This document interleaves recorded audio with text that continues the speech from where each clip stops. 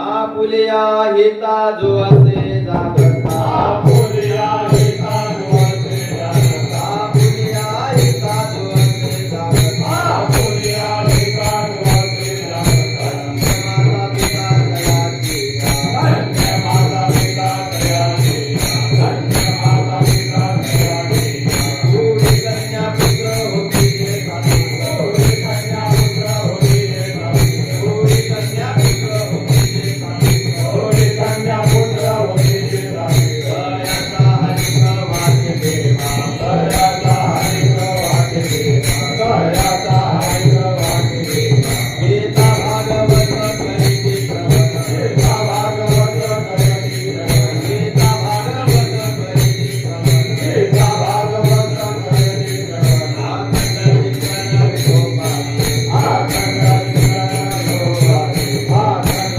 विज्ञान विठोबाची पूरी कन्या पुत्र होती जे साथी पूरी कन्या पुत्र होती जे साथी पूरी कन्या पुत्र होती जे साथी पूरी कन्या पुत्र होती जे साथी दयाचा हरिक वाक्य देवा दयाचा हरिक वाक्य देवा दयाचा हरिक वाक्य देवा तू कामने मग करो त्याची देवा तू कामने मग करो त्याची देवा तू कामने मग करो त्याची देवा तू कामने मग करो त्याची देवा हरी माझा दैवा पार नाही हरी माझा दैवा पार नाही हरी माझा दैवा पार नाही पूरी कन्या पुत्र होती जे साथी पूरी कन्या पुत्र होती जे साथी पूरी कन्या पुत्र होती जे साथी पूरी कन्या पुत्र होती जे साथी दयाचा हरिक वाक्य देवा दयाचा हरिक वाक्य देवा दयाचा हरिक वाक्य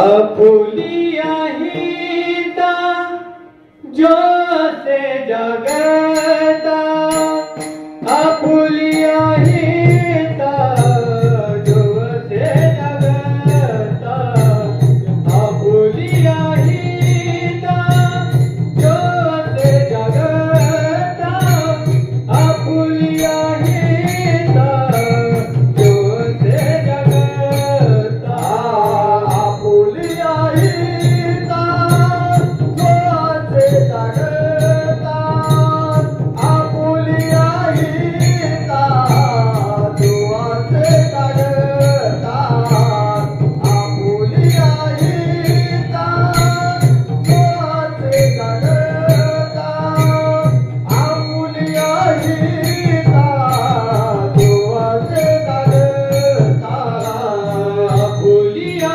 हिता जो असे जगता आपुलिया हिता जो असे जगता आपुलिया हिता जो असे जगता आपुलिया हिता जो असे जगता आपुलिया हिता जो असे जगता आपुलिया हिता जो असे जगता आपुलिया हिता जो असे जगता आपुलिया हिता जो असे जगता धन्य माता पिता दयाचिया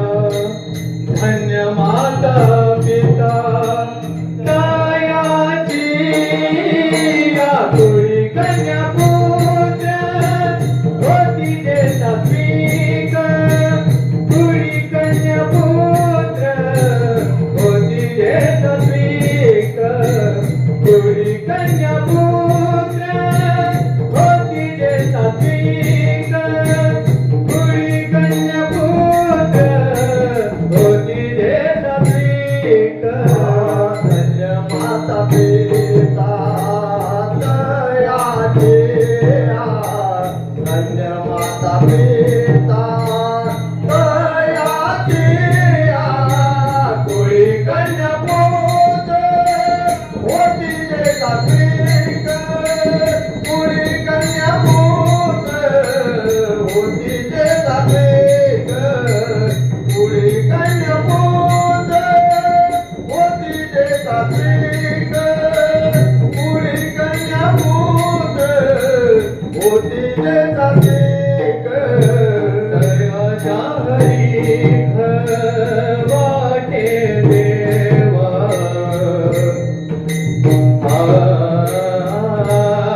कन्या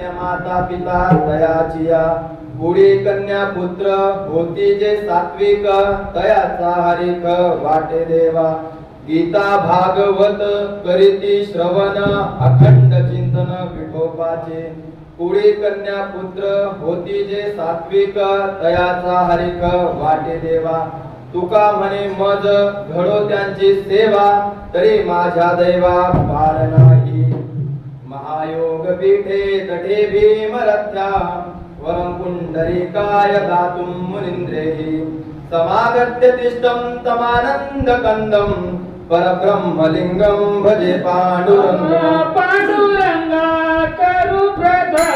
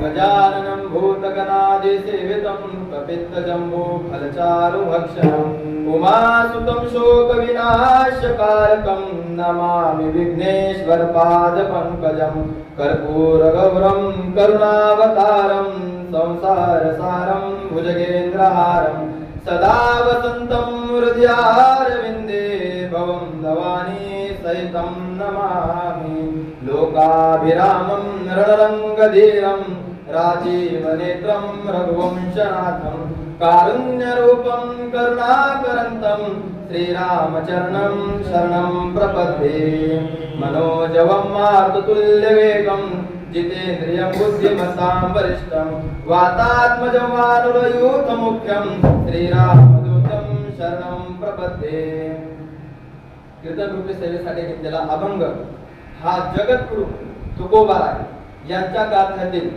आहे. हा अभंग तुकाराम महाराज माणसाचं हित म्हणून सांगतात. तुकाराम महाराज या अभंगात सांगतात आपल्या हिता जो असे जागता धन्य माता पिता तयाची जो आपल्या हिताच्या ठिकाणी जागा असतो जो आपल्या हिताच्या ठिकाणी जागा असतो तुकाराम महाराज त्याच्या माता पितांना धन्यता देतात. दुसऱ्या चरणात महाराज सांगतात पुढी कन्या पुत्र होती जे सात्विक ज्या कुळात सात्विक मुलं आणि मुली जन्माला येतात अशा लेकरांचे सुद्धा देवाला नवल वाटते. तिसऱ्या चरणात तुकाराम महाराज सांगतात गीता भागवत करीती श्रवण अखंड चिंतन विठोबाचे जे लेकर गीता आणि भागवत लेकर म्हणण्यापेक्षा आपण जरी सर्वजण म्हटले तरी चालते की गीता भागवत जे लोक गीता आणि भागवत श्रवण करतात अखंड विठोबाचे चिंतन करतात असे लोक देवाला सुद्धा आवडतात. तुकाराम महाराज शेवटच्या चरणात म्हणतात मला अशा लोकांची सेवा घडू दे जेणेकरून माझंही भाग्य उदयास येईल. विठ्ठल विठ्ठल विठ्ठल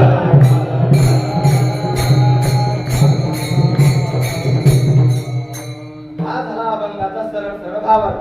आता कीर्तन झालं तरी चालते नाही तसं नाही महाराज.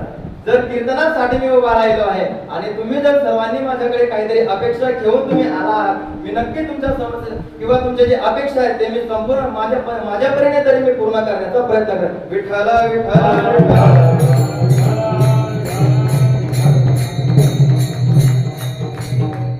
बोलिया हिता जो असे जागता धन्य माता पिता तयाची.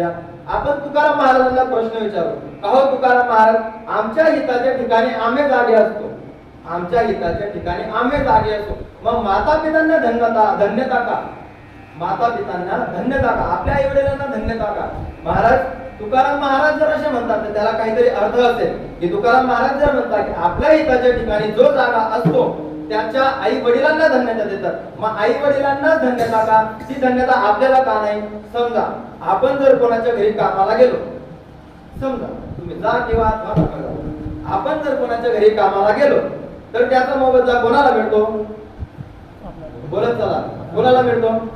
आपल्यालाच मिळतो, बरोबर. मग जर आपण आपल्या हिताच्या ठिकाणी जागे असतो मग त्याचा मोबदला आपल्यालाच का नाही? आपल्या आई वडिलांना का?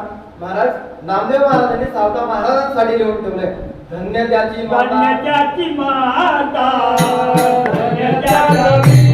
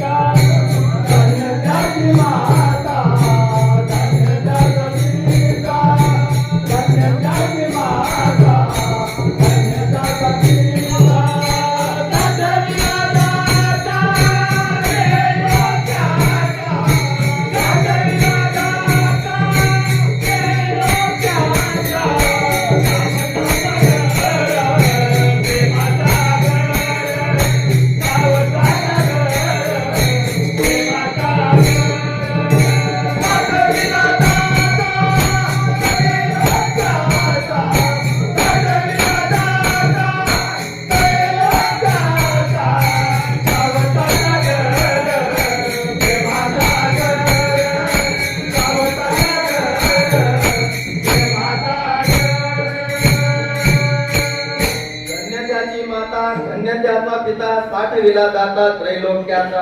मला सांगा महाराज, जर तुकाराम महाराज माता पित्यांना धन्यता देतात, इथे नामदेव महाराजांनी सावता महाराजांसाठी लिहून ठेवलंय की धन्य त्याची माता, धन्य त्याचा पिता, साठविला जाता त्रैलोक्याचा. मला सांगा, जर सावता महाराज जन्माला आले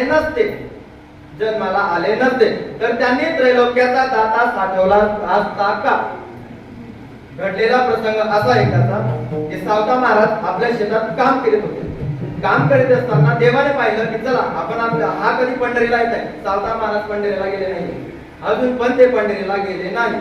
सावता महाराज कधी पंढरीला गेले नाही. देवाने ठरवलं की चला आपण सावता महाराजांकडे जाऊ, सावता महाराजांची परीक्षा घेऊ. एवढा देवाने विचार केला. देवाने एक हे आपली की चला आपण सावता महाराजांची परीक्षा घेऊ. सावता महाराज त्यांच्या परीक्षा घेण्यासाठी सैरावैरात धावत अगदी घामाघूम होऊन त्यांच्या जवळ गेले. सावता महाराज आपल्या शेतात काम करीत होते. सावता महाराज आपल्या शेतात काम करीत होते. काम करीत असताना त्यांनी पाहिलं की देव आला आहे. देवाने युक्ती ठरवली होती की आज सावता महाराजांची परीक्षा बघायची. सावता महाराजांनी देवाला विचारलं, का रे देवा, तू असा सैरावैरा धावत आणि एवढा घामाघूम होत तू इथपर्यंत धावत आला, नेमका प्रकार झाला तरी काय, प्रकार घडला तरी काय? देवाने सांगावं, अहो सावता महाराज, मला कुठेतरी लपण्याचं ठाव ठिकाण द्या, मला कुठेतरी लपवा, माझ्या मागे चोर लागले.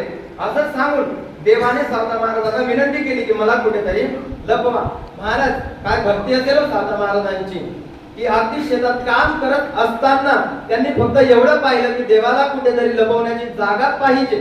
महाराज एका क्षणाचाही विचार न करता आपल्या हातातील अवजाराने त्यांनी आपल्या छातीपर्यंत ते आपल्या बेंबीच्या देठापर्यंत आपलं शरीर कापलं महाराज आणि देवाला त्याच्यामध्ये साठवलं.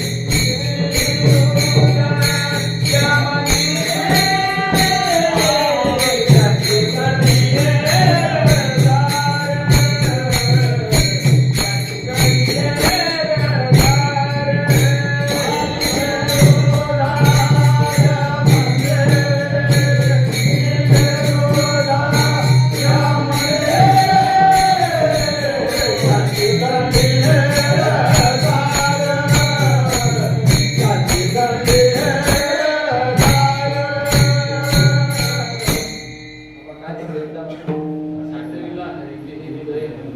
हृदय मंदिर हृदय मंदिर माझा पाठ नसल्या कारणास्तव आबांनी फार सुंदर प्रमाणे 60वेला जातात. आता महाराज जर आपल्या अंतःकरणात जर देवाला साठवलं, आपल्या अंतःकरणात जर आपण देवाला साठवलं, मग हा देव होईल का नाही? देवाला जर साठवण्याचं ठिकाण आहे, समजा मंदिरात देव आहे, आपण त्याला मंदिरच का म्हणतो? घराला का नाही म्हणे? घराला म्हणू का हे मंदिर याच आहे असं म्हणतो काय? सहज म्हणतो. मंदिराच्या बाहेर तरी म्हणतो हे मंदिर शंकराचं आहे. साहजिक आहे महाराज, जी वस्तू जिथे दिसते आपण तिला ती उपमा देऊन ती नाव घेतो. कसं आहे, या देहात जर आपण सहायला जागा दिली तर हा देह मुळीच जरी आपण याला असं म्हणू की हा अपवित्र राहिला तर नाही चालत. हा देहात जर आपण हरी साठवला तर हा देह पवित्र झाल्याशिवाय राहत नाही. महाराज चला थोडं पुढे येऊ. दुसऱ्या चरणात महाराज सांगतात की चला कुळी कन्या पुत्र होती जे सात्विक. महाराज घडलेला प्रकार असा, 3 मित्र निघाले. 3 मित्र म्हणे चला आपल्याला देवाची भक्ती करायची, आपल्याला देवाची भक्ती करायची.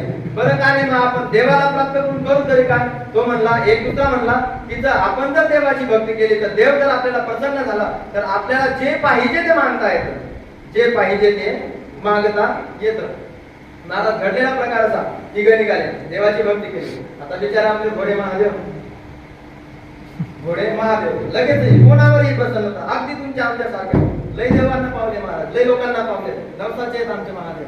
महाराज त्यांनी महादेवाची भक्ती केली, त्यांना महादेव प्रसन्न झाले आणि विचारलं की बोला भक्तांनो, तुम्हाला काय वरदान पाहिजे? महाराज एकाने सांगितलं की मला अगदी रूपवान कर. काय कर? अगदी रूपवान कर. शंकर भगवानाने सांगितलं तथास्तु, तो झाला रूपवान. दुसऱ्याला विचारलं बोल भक्ता तुझी काय इच्छा आहे? तो म्हणला मला त्याच्यापेक्षा रूपवान कर. तो म्हणला मला त्याच्यापेक्षा रूपवान कर. त्यालाही वरदान दिलं, तो त्याच्यापेक्षा रूपवान झाला, निघून गेला. तिसऱ्याला विचारलं बाबा तुम्हाला काय कर म्हणे? त्यांना माझ्या जवळ त्यांना माझ्या सारखं कर. बाजू की त्यांना माझ्या सारखं कर. मला खरंच सांगा ही सात्विकतेची उदाहरणं आणि ही सात्विकतेची लक्षणं आहेत का? ही झाली आपल्या सारख्याची मागणी. बरं संत देवाकडे मागतात. काय मागतात संत देवाकडे? की ह्या जगातील जी सृष्टी आहे, या सृष्टीवर जेवढे अन्य जीव आहेत त्या सर्वांचं चांगलं हो, ही संतांची मागणी. ही संतांची मागणी. आपले पोटे तसे नाहीत महाराज. कुळी कन्या पुत्र होती जे सात्विक. सात्विक लेकर, सात्विक घराण्यात, सात्विक लेकर. आपलं पोरग सात्विक आहे. कशावरून म्हणाल? आपलं पोरग प्रेमात पडलं, प्रेमात पडलं हे काय नाव? क्योंकि तुम ही हो अब तुम ही हो मेरी जिंदगी. तुम्हाला माहितीच आहे. बरं आणि जसं ब्रेकअप झालं वाबाच्या बांधाने, अच्छा सिल्ला दिया तूने मेरे प्यार का. ही सात्विकतेची लक्षणं आहेत का? सात्विकतेची लक्षणं आहेत का? महाराज सात्विक कोणाला म्हणावं? सात्विक कोणाला म्हणावं? महाराज काय भक्ती असेल माझ्या रुक्मिणी आई साहेबची की आपला पती परमेश्वर घर सोडून गेला. घर सोडून काय तर वैराग्याची आसक्ती निर्माण झाली. वैराग्याची आसक्ती निर्माण झाली. तुम्हाला ब्रह्मचर्य स्वीकारायचंय तेव्हा लग्न झाल्यानंतर. घडलेला प्रकार असा की जेव्हा विठ्ठलपंत तीर्थयात्रेला निघाले तेव्हा त्यांचा मुक्काम आळंदी क्षेत्रात पडला. आळंदी क्षेत्रात पडल्या असता कारणास्तव ते आळंदीला थांबले आणि सिद्धोपंत नावाचे ब्राह्मण त्यांना भेटले. त्यांनी विचारलं की का हो तुम्ही तुम्ही आहे तरी कुठले? त्यांनी आपला नाव गाव पत्ता सर्व सांगितलं महाराज. आणि त्यांनी सांगितलं की बरं ठीक आहे, तुम्ही आजचा मुक्काम माझ्याकडे करा. कोणाला सांगितलं? सिद्धोपंतांनी विठ्ठलपंतांना सांगितलं की तुम्ही आजचा मुक्काम आमच्याकडे करा. बर त्यांनी मान्य केलं की चला ठीक आहे, आजचा मुक्काम तुमच्याकडे करतो. रात्री जेव्हा त्यांचं जेवण वगैरे झाल्यावर सर्व काही कार्यक्रम आटोपल्यावर जेव्हा ते झोपण्याची वेळ आली सर्व झोपी गेले महाराज. रात्री सिद्धोपंतांना स्वप्नात पंढरीशी पांडुरंगाने रात्री त्यांना स्वप्नात येऊन दृष्टांत दिला की सिद्धोपंत तुमची सात्विक एक मुलगी आहे, रुक्मिणी नावाची एक मुलगी आहे. हा युवान जो तुमच्या घरी आलेला आहे हा सात्विक आहे, हा भक्त आहे, याला कुठल्याच गोष्टीची आसक्ती नाही. तुम्ही तुमची मुलगी निश्चिंतपणे याला देऊन टाका. कोणाला सांगितलं? सिद्धोपंतांना सांगितलं. सिद्धोपंतांनी सकाळी उठल्या उठल्या घडलेला प्रकार विठ्ठलपंतांच्या कानावर टाकला. विठ्ठलपंतांच्या कानावर टाकला. विठ्ठलपंत म्हणाले, जसा दृष्टांत तुम्हाला दिला तसा दृष्टांत जोपर्यंत मला होत नाही तोपर्यंत मी लग्नाला होकार देणार नाही. तोपर्यंत मी लग्नाला होकार देणार नाही. त्या कारणास्तव त्यांचा दुसराही मुक्काम त्याच ठिकाणी झाला. बरं ठीक आहे, सिद्धोपंतांनी सांगितलं की त्या कारणास्तव तुम्ही दुसरा मुक्काम आजचा इथेच करा. दुसरा मुक्काम जेव्हा त्यांचा घडला, जो दृष्टांत सिद्धोपंतांना पंढरीची पांडुरंग परमात्म्याने दिला होता तोच दृष्टांत विठ्ठलपंतांनाही स्वप्नात दिला. सकाळी उठून विठ्ठलपंतांनीही सिद्धोपंतांना सांगितले की मलाही विठ्ठलाने दृष्टांत दिला. सगळे त्यांचं महाराज नातेवाईक निघाले. त्यांनी सगळे सोयरे वगैरे बोलून घेतले. आपल्या आई वडिलांना आपेगाव, त्यांचं मूळ गाव विठ्ठलपंतांचं मूळ गाव आपेगाव, त्यांनी आपल्या आई वडिलांनाही बोलून घेतलं आणि तिथे रुक्मिणी मातेचं आणि विठ्ठलपंतांचं लग्न लावून दिलं. महाराज संसार सुखाने चालला. संसार सुखाने चालला आणि एके दिवशी विठ्ठलपंत रुक्मिणी आई साहेबांना म्हणतात की रुक्मिणी मला संन्यास दीक्षा प्राप्त करायची. महाराज रुक्मिणी आई साहेबांनी जेव्हा हा शब्द कानावर पडला, रुक्मिणी आई साहेबांच्या हा शब्द जेव्हा कानावर पडला तेव्हा रुक्मिणी आई साहेबांच्या अंतःकरणात एवढी उष्णता निर्माण, एवढी अग्नी निर्माण झाली महाराज की जेणेकरून एखादा तापलेला गंज, एखादं तापलेलं लालबुंद झालेलं लोखंड जर आपल्या तळ हातावर जर ठेवलं तर जी आग होते ती आग रुक्मिणी आई साहेबांच्या काळजात होऊ लागली. की लग्न झालं आणि नंतर माझे पती परमेश्वर सांगतात की रुक्मिणी मी संन्यास दीक्षा घेऊ का. रुक्मिणी आई साहेब आपल्या हृदयावर दगड ठेवून त्यांना सहज म्हणायच्या की नाही हो, आम्हाला तुम्ही असे कसे सोडून जाल. तुम्ही जर संन्यास दीक्षा प्राप्त केली, तुम्ही जर संन्यासी झालात तर मी कोणाच्या आधारे जगावं. जणू तुम्ही एक झाड आहात आणि मी त्यावर लटकलेली किंवा त्यावर उगवलेली एक वेल. त्याच्या सहाऱ्याने तुम्ही वेल बघा, वेल जर जमिनीवर असते तर कुठेही पसरते, पण ती जर झाडावर असते तर बरोबर झाडावरच चढते. रुक्मिणी आई साहेबांनी सांगावं की तुम्ही जणू एखादं झाड आहात आणि मी त्याला लटकलेली एक वेल आहे. तुमच्या आधारावरच मी जिवंत आहे आणि तुम्ही जर निघून गेले मग मी जगायचं तरी कोणाच्या आधारावर, जगायचं तरी कोणाच्या आधारावर. महाराज एक दिवस झाला, 2 दिवस झाले, 3 दिवस झाले, असे बरेच दिवस निघून गेले. विठ्ठलपंतांचं सतत चाललेलं असायचं, रुक्मिणी घेऊ का संन्यास, रुक्मिणी घेऊ का संन्यास. महाराज रुक्मिणी आई साहेब रोजच आपल्या अंतःकरणावर दगड ठेवून रोजच सांगायच्या, नाही महाराज मी तुम्हाला कसं सोडून, तुम्ही जर मला सोडून गेले तर मी जगायचं कोणाच्या आधारे, मी राहायचं कोणासोबत, नाही आनंदी कशी राहायचं. महाराज एवढंच सांगायचं. एके दिवशी घडलेला प्रकार असा की रुक्मिणी आई साहेब काहीतरी स्वयंपाक वगैरे करत होत्या आणि नेमकी त्यांनी आपल्याकडे साडशे म्हणतात आणि त्यांनी ते पकडले, ते पातेलं उचललं आणि तेवढ्यात विठ्ठलपंतांच्या तोंडातून शब्द निघाला, रुक्मिणी घेऊ का संन्यास. महाराज अंतःकरणात झालेली आग ती जेणेकरून हातावर आली आणि हातातून ते भांड सटकलं. त्यात जे भाजी म्हणा किंवा गरम पाणी वगैरे असेल ते रुक्मिणी आई साहेबांच्या पायावर पडलं. जणू की महाराज तळ पायाच्या बोटापासून ते डोकाच्या केसापर्यंत आग झाली. आग झाली.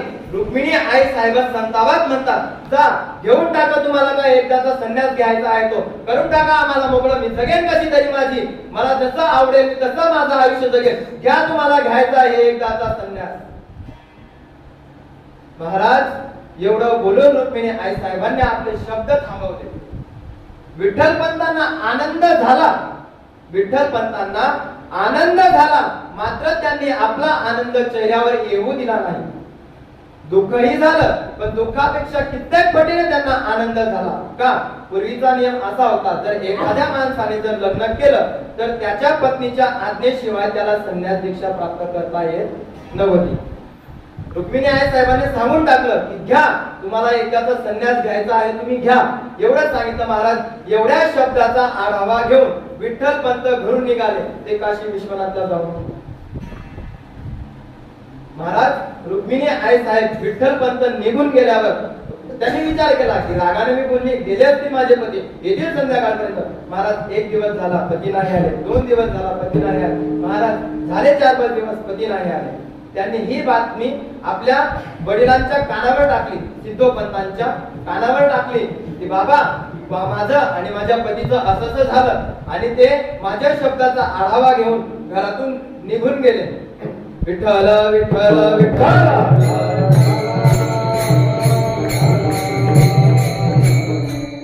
महाराज बाबा ते माझा एवढ्या शब्दाचा आढावा घेऊन निघून गेले. महाराज सिद्धोपंतांनी खेडोपाडीवर विचारावं, त्यांचे जे ओळखीचे नातलग असतील त्यांना विचारावं, पण विठ्ठल पंतांचा काहीही पत्ता लागला नाही. त्यांनी कोणालाच सांगितलं नाही की मी कुठे जातोय. एके दिवशी महाराज रुक्मिणी आई साहेब, आता सात्विक घरातलं लेकरू कोणाला म्हणावं, सात्विक घरातलं लेकरू म्हणावं तरी कोणाला, सात्विक घरातलं लेकरू म्हणावं ते रुक्मिणी आई साहेबांना. महाराज पती निघून गेले, पती परत यावे, पती परत यावे म्हणून ते सिद्धेश्वराची पूजा करत होते.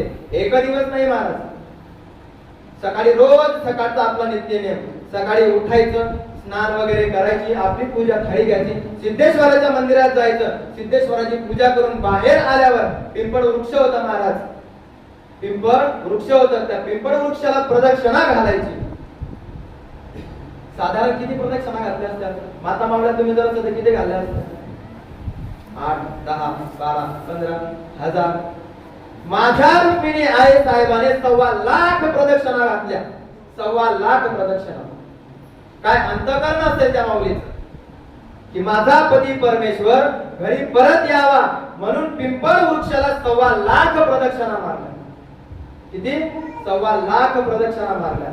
महाराज एक दिवस असंच प्रदक्षिणा मारताना त्यांचं लक्ष एका साधूकडे गेलं, त्यांचं लक्ष एका साधूकडे गेलं. आता सात्विक घरातलं लेकरू असल्या कारणास्तव रुक्मिणी आई साहेबांनी विचार केला की कोणीतरी महंत साधू महापुरुष दिसताय, आपण त्यांचं दर्शन घेतलं पाहिजे, आपण त्यांच्या पायावर लोटांगण घातलं पाहिजे.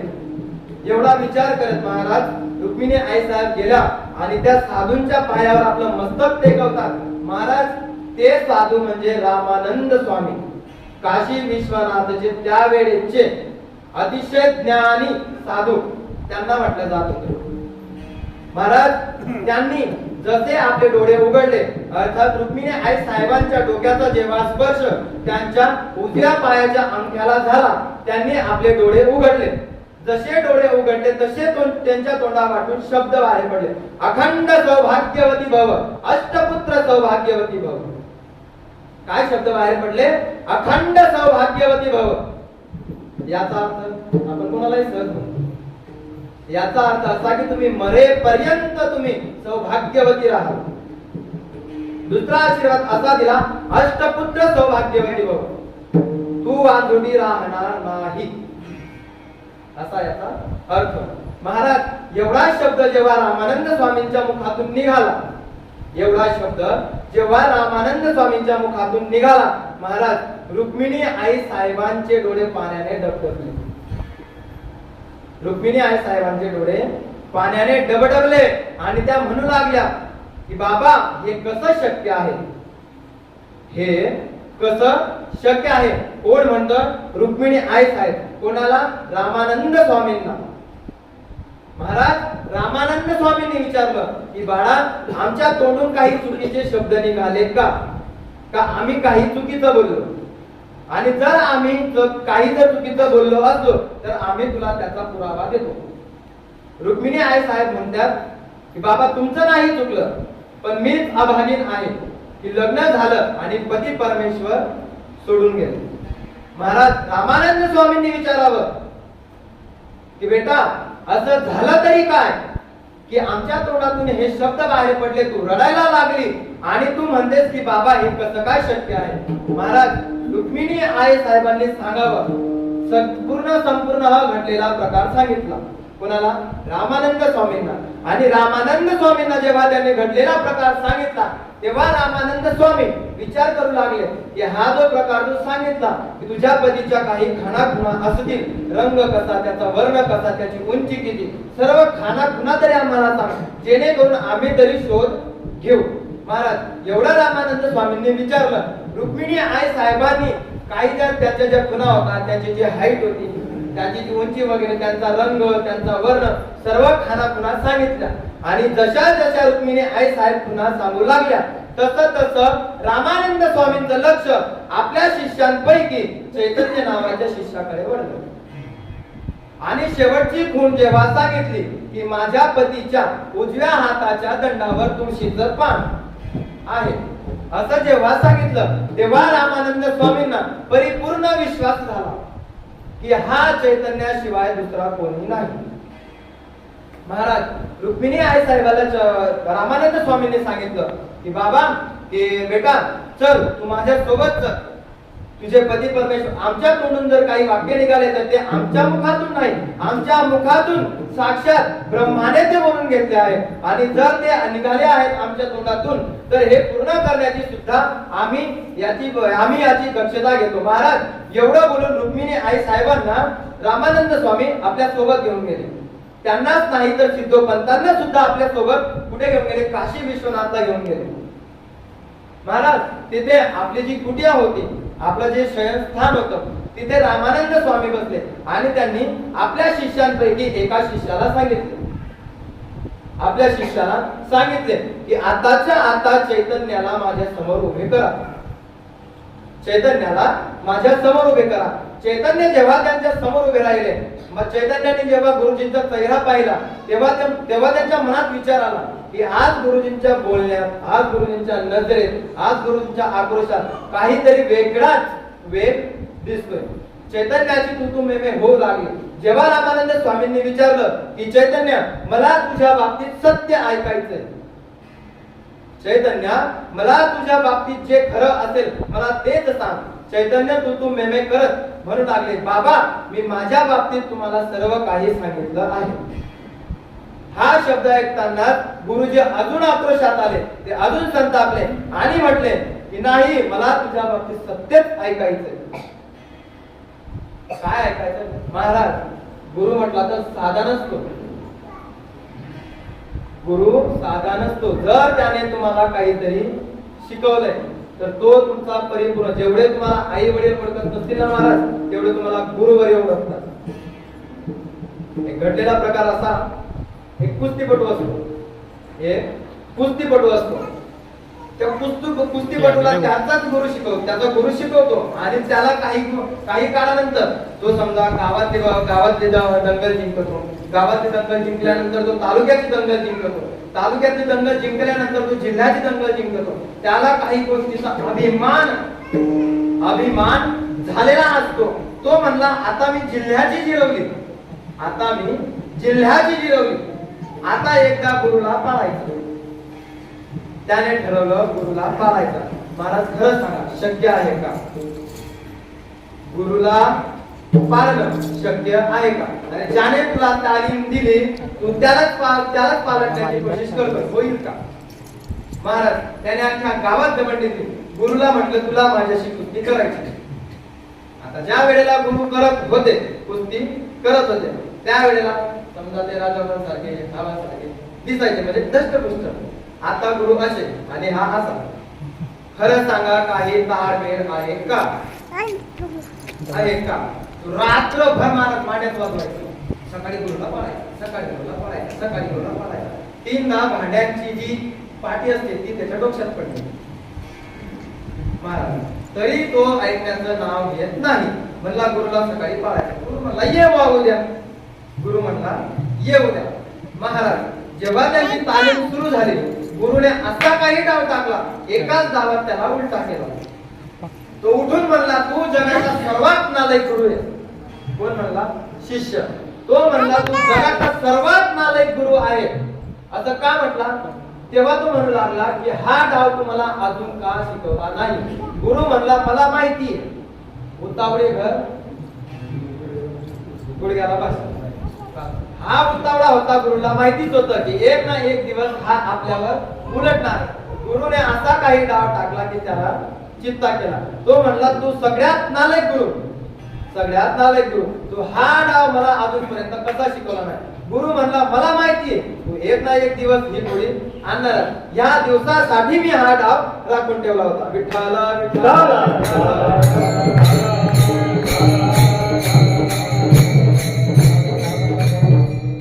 महाराज रामानंद स्वामींनी जेव्हा चैतन्याला विचारलं तू मे तर झाले, पण जेव्हा रामानंद स्वामींचा जो आक्रोश होता तो जेव्हा अनावर झाला तेव्हा त्यांनी रुक्मिणी आई साहेबांना आरोप दिले की रुक्मिणी इकडे ये.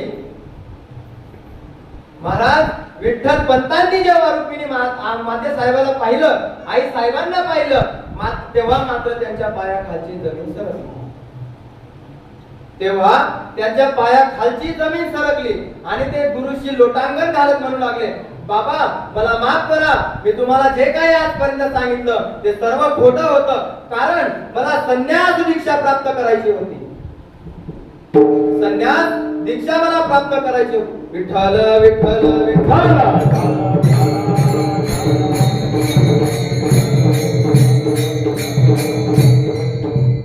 मला संन्यास दीक्षा प्राप्त करायची होती. महाराज गुरुंनी सांगावं की चैतन्य, अरे ही बाण तर ही बाण तुझी बायको, हिने जगायचं तरी कोणाच्या आधारावर आणि संन्यास दीक्षा प्राप्त करून तुला करायचं तरी काय? अरे असा कोणता देव मिळवायचा आहे तुला की ज्यासाठी तू सगळं घरदार सोडून, आपली पत्नी सोडून, आई वडील सोडून तू इकडे आलाय.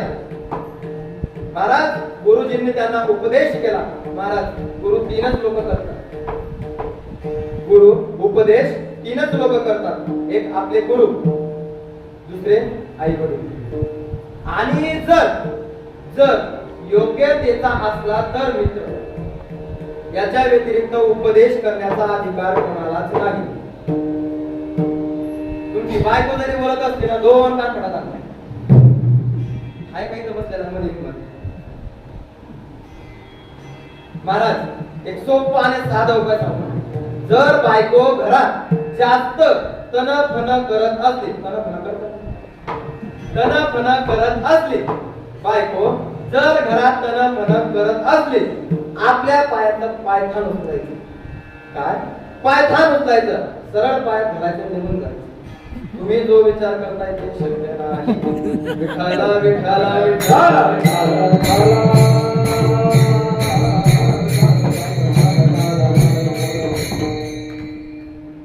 महाराज जेव्हा रुक्मिणी आई साहेब त्यांच्या सोबत होत्या, विठ्ठल पंतांच्या सोबत जेव्हा त्यांनी राहण्याचा निर्णय घेतला, विठ्ठल पंतांनी गृहस्थ आश्रम स्वीकारण्याचा जेव्हा निश्चय घेतला, गुरूंनी त्यांच्याकडून संसारामध्ये पडल्यावर याला पाप लागू नये, संन्यासी माणसाने जर त्याला पुन्हा संसारात रुजू व्हायचं असलं तर त्याच्यासाठी काही वेदविधी आहेत, तेच पूर्ण करून तो परत गृहस्थ आश्रम स्वीकारू शकतो. त्या गुरुजींनी अर्थात रामानंद स्वामींनी त्यांच्याकडून गृहस्थ आश्रम स्वीकारल्यावर जे काही कर्मकांड करायचे असतात ते संपूर्ण त्यांच्याकडून करून घेतले. आणि जेव्हा रुक्मिणी आई साहेब विठ्ठल पंत आळंदीला परत आले, आता लोकांचं अवघड आहे. लोक ना तर घोड्यावर चालू देतात ना तर पायी चालू देतात. घरात घडलेला प्रकार असा की दोघं नवरा बायको आपलं गाढव घेऊन रस्त्याने चालत होते. महाराज तापलेलं ऊन, कोणतं पित्तरपाट्याचं तापलेलं ऊन, त्यासाठी ऊन कोणतंच नाही.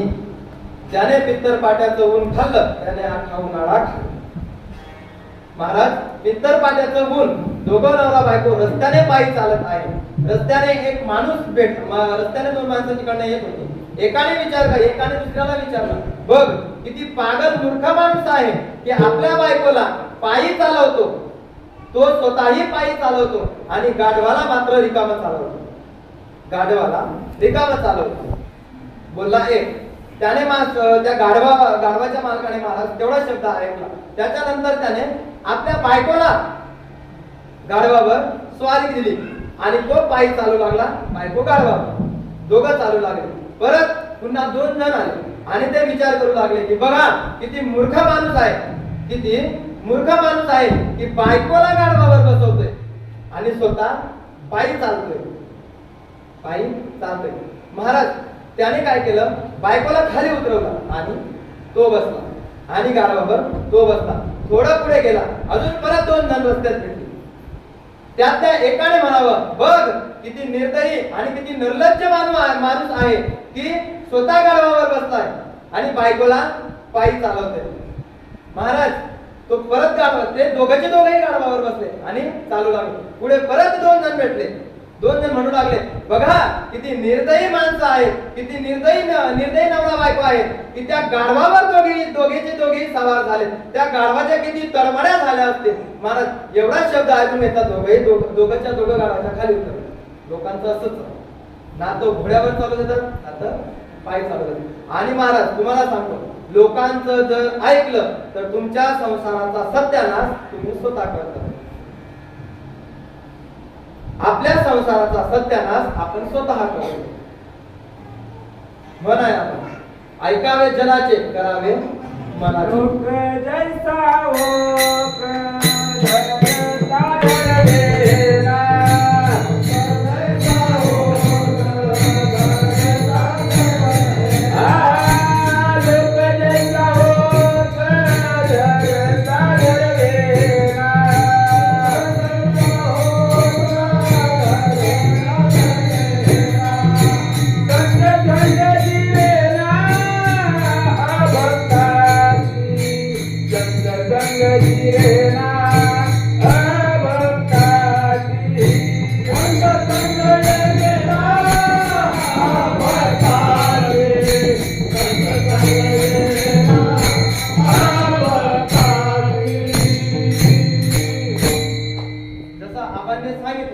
त्याचप्रमाणे आपल्या इच्छेत पण ही म्हण आहे की ऐकावे जनाचे, करावे मनाचे. महाराज तसंच करावं की लोकांच्या सांगण्यावर तुम्ही अजिबात भरोसा ठेवू नका.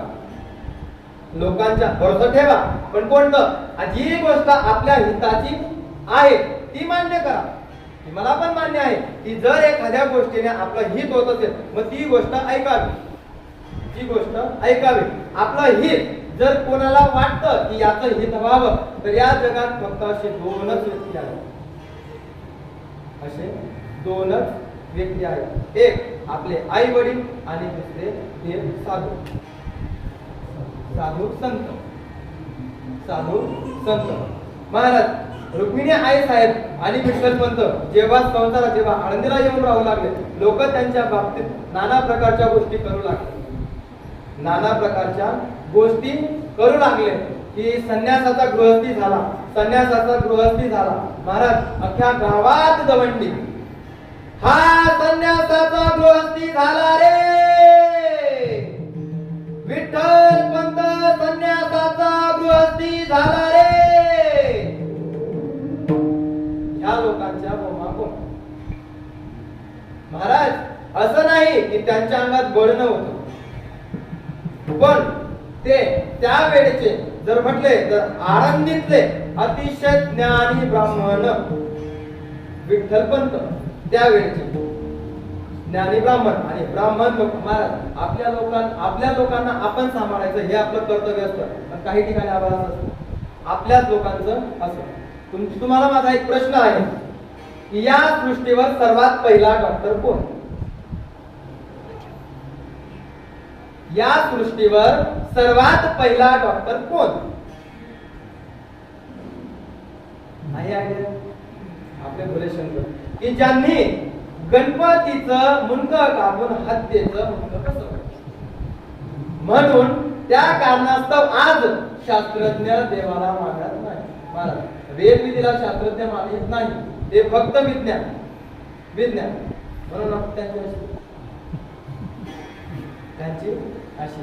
महाराज जेव्हा रुक्मिणी आई साहेबांचा आपला रोजचा नित्यनेम सुरू झाला, पती घरी परत आले ते, आणि ते बघून जेव्हा रुक्मिणी आई साहेब आनंदाने राहू लागले, आनंदाने राहत असताना त्यांनी आपला नित्यनेम जो रोजचा पूजाविधीचा कार्यक्रम असतो तो त्यांनी परत सुरुवात केला.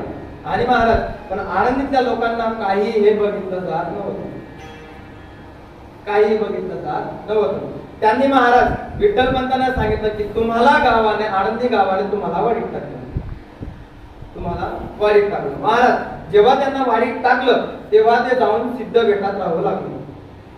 सिद्ध बेटात ते जाऊन राहू लागले.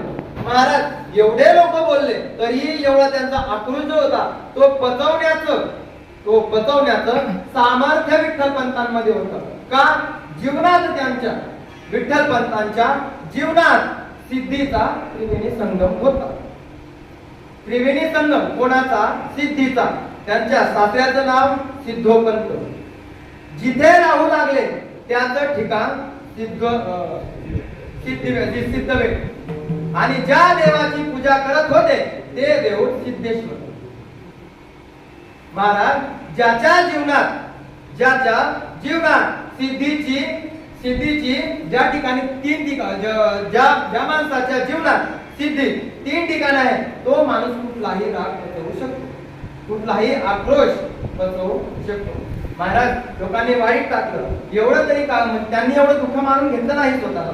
ते जणू आपल्या पत्नी सोबत राहू लागले. पण जेव्हा जेव्हा लोक बोलायचे महाराज तेव्हा अंतःकरणात कुठेतरी वाटत होतं की नाही आपल्याने चूक झाली, बोलून तरी फायदा काय, ह्या लोकांच्या तोंडाला लागून तरी फायदा काय, आपण करायचंय घडायचं दुसरं.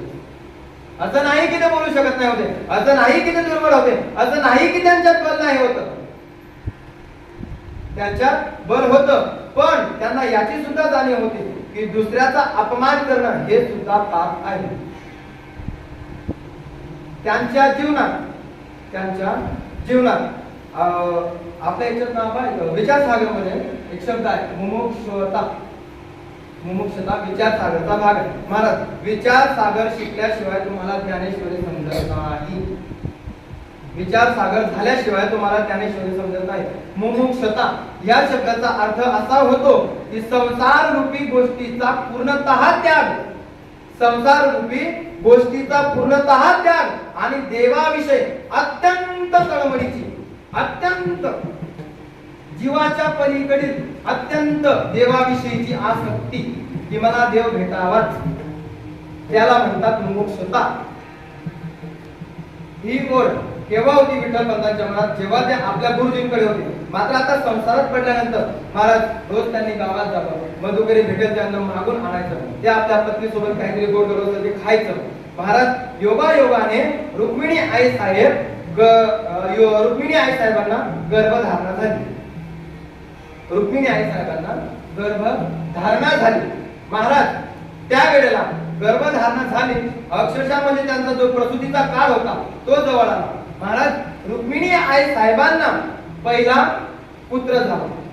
नाव ज्ञानेश्वर सदाशिव निवृत्ती माझा शिवाचा अवतार स्वामी निवृत्तीदाता.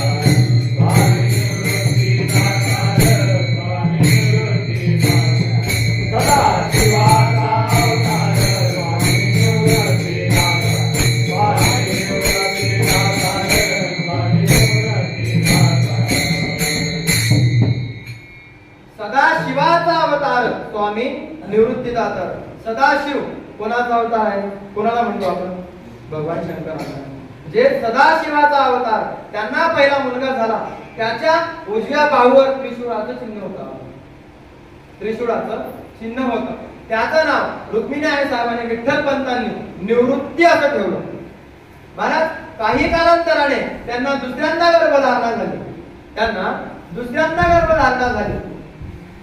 महाराज त्यांना दुसराही पुत्र झाला.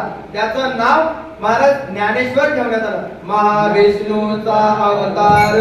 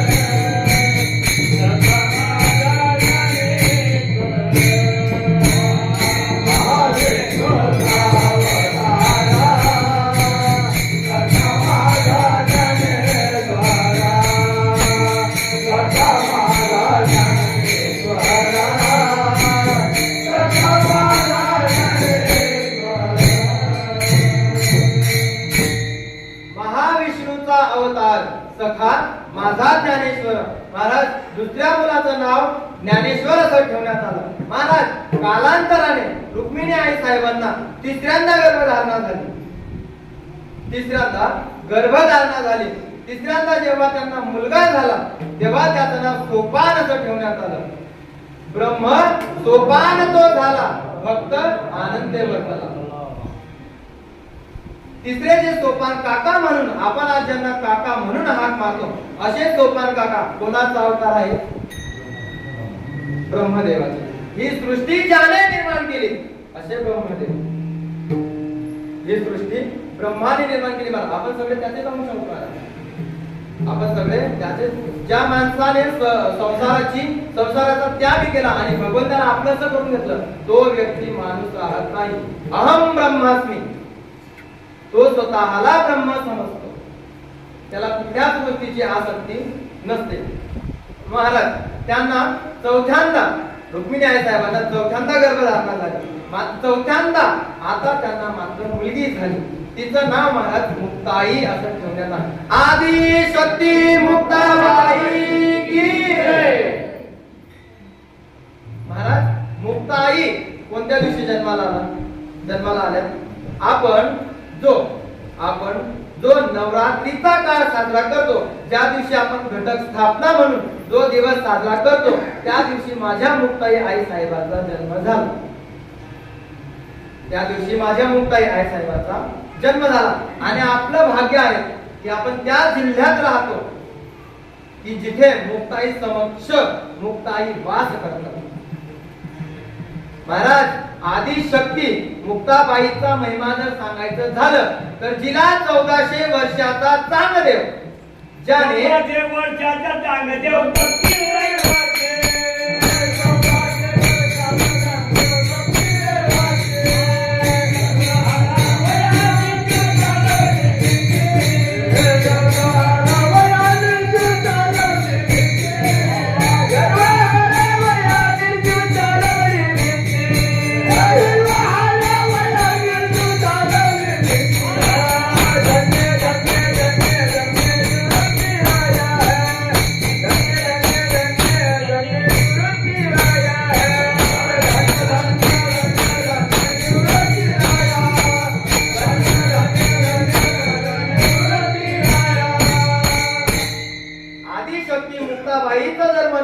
म्हटलं तर जिला 1400 वर्षाचा चांगदेव 7 वर्षाच्या मुलीला शरण येतो, तिला तो गुरु करतो. गुरुपुत्र झाला चांगदेव म्हणे आजी जन्मालो. चांगदेव म्हणे आजी जन्मालो. चांगदेव म्हणे आजी जन्मालो. चांगदेव म्हणे आजी जन्मालो. चांगदेव म्हणे आजी जन्मालो. चांगदेव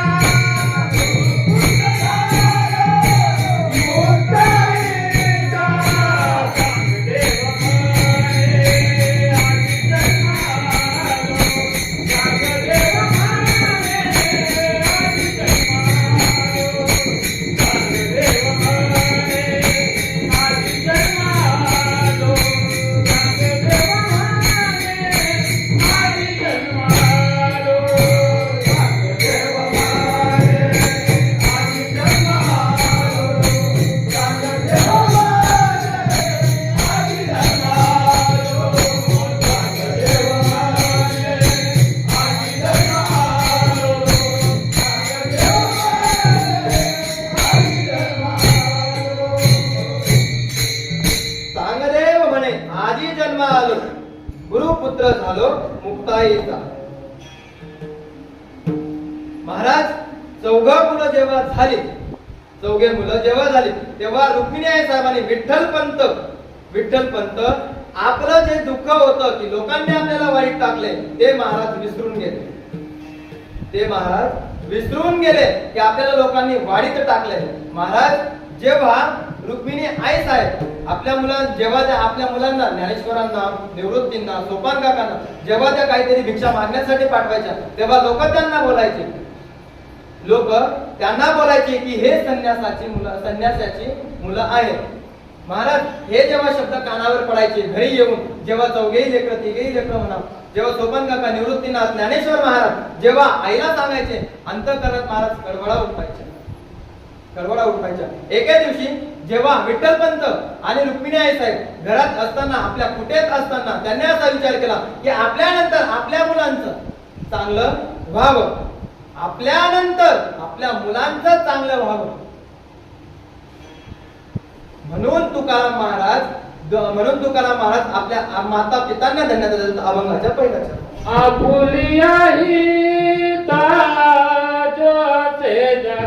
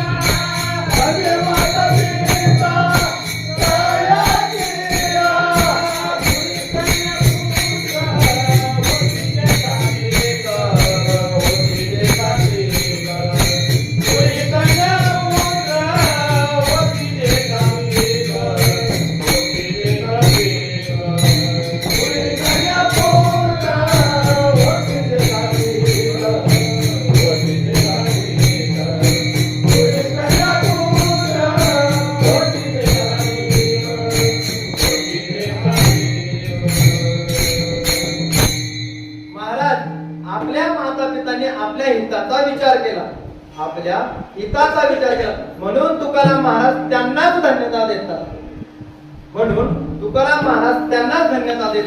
मग का हो आपण तुकाराम महाराजांना विचारू की तुकाराम महाराज देवाला असे कोणते मुलं मुली आवडतात हे सांगतात अभंगाच्या दुसऱ्या.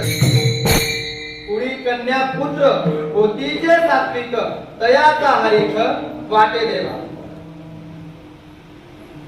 महाराज देवाला कोणाचं नवल वाटतं की ज्या कुळात सात्विक मुलं मुली जन्माला येतात. मला सांगा, जर विठ्ठल पंतांच्या कुळात चौघेही मुलं, 3 मुलं आणि 1 मुलगी, हे सात्विक नाहीत का?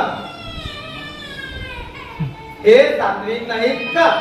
आपल्याला सर्व महाराज इथे सर्व माझ्यापेक्षा जाणकार मंडळी आहे, माझ्यापेक्षा सर्व जाणकार मंडळी आहे. तुम्हाला सांगण्याचा काही योग नाही किंवा मी एवढा मोठाही नाही किंवा मी कीर्तनकार सुद्धा नाही,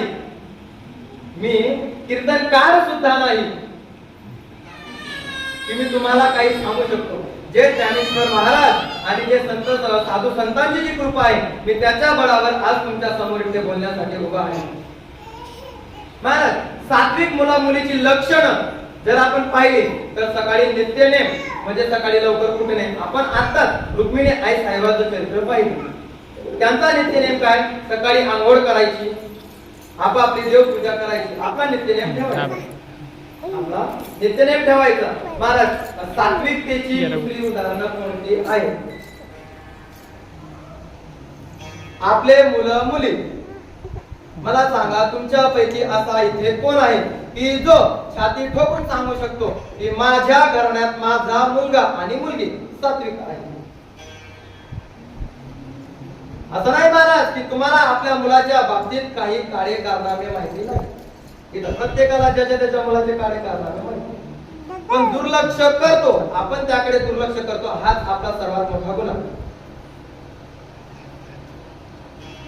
हाच आपला सर्वात मोठा गुन्हा. मला विषय फक्त एवढा सांगायचा आहे महाराज की सात्विक मुलं मुली जर आपल्या घरात जन्माला आले तर देवाला सुद्धा त्याचं नवल वाटतं.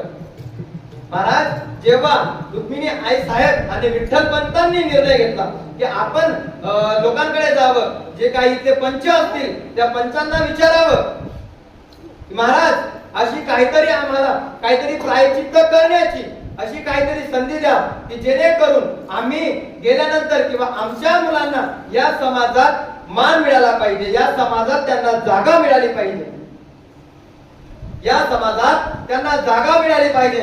महाराज कोणीतरी आतून, कोणीतरी एखादा ब्राह्मण आतून म्हटला की यासाठी पर्याय एकच, यासाठी पर्याय एकच, तो पर्याय म्हणजे स्वतःचा जीव देणं, देहांत प्रायश्चित्त. महाराज जेव्हा हा शब्द विठ्ठल पंतांनी ऐकला, जेणेकरून त्यांच्या काळजावर महाराज कोणीतरी भलं मोठं ओझं ठेवावं एवढी महाराज अंतकरात आग आहे. महाराज काय असेल माझ्या विठ्ठल पंतांचं कर्तृत्व की त्यांना देहांत प्रायश्चित्त सांगितलं. त्यांचं पाप तरी काय की त्यांनी आज आपण ज्यांना जगाची माऊली म्हणून ओळखतो, जगाची माऊली म्हणून आज आपण ज्यांना ओळखतो, त्यांना जन्म दिला, त्यांना जन्माला घातलं, हेच का त्यांचं पाप? का त्यांचं काही चुकलं की त्यांनी देव प्राप्त व्हावा म्हणून संन्यास दीक्षा घेतली होती? त्यांचं पाप तरी काय? महाराज डबडबले डोळे, महाराज विठ्ठल पंतांचे डबडबले डोळे महाराज तसेच ते घरी आले.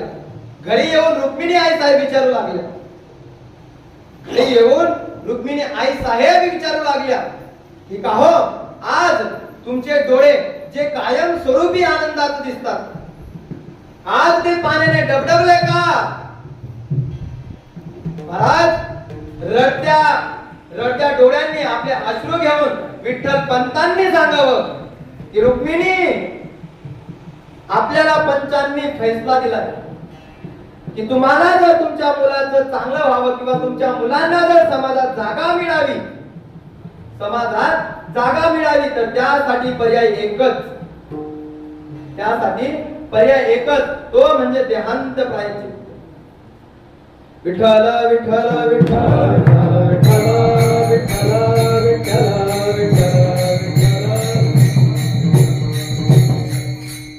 महाराज एवढा शब्द ऐकला, अंतःकरणात तावड फुटला. महाराज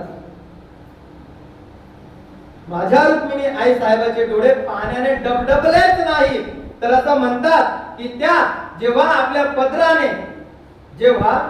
पदराने आपले अश्रू पुसू लागले, त्यांची अर्धी साडी ओली झाली. त्यांची अर्धी साडी त्यांची ओली झाली. तेव्हा विठ्ठल पंत म्हणू लागले की आपल्या मुलाच्या हितासाठी जर आपण एवढं पण नाही करू शकत तर मग आपला आई वडील म्हणून घेण्याचा अधिकार तरी काय? आपण आपल्या मुलांचा हिताचा विचार, महाराज तुमच्या हिताचा विचार आई वडील पण करतात, आई वडील पण करतात, पण त्यात पण स्वार्थ असतो.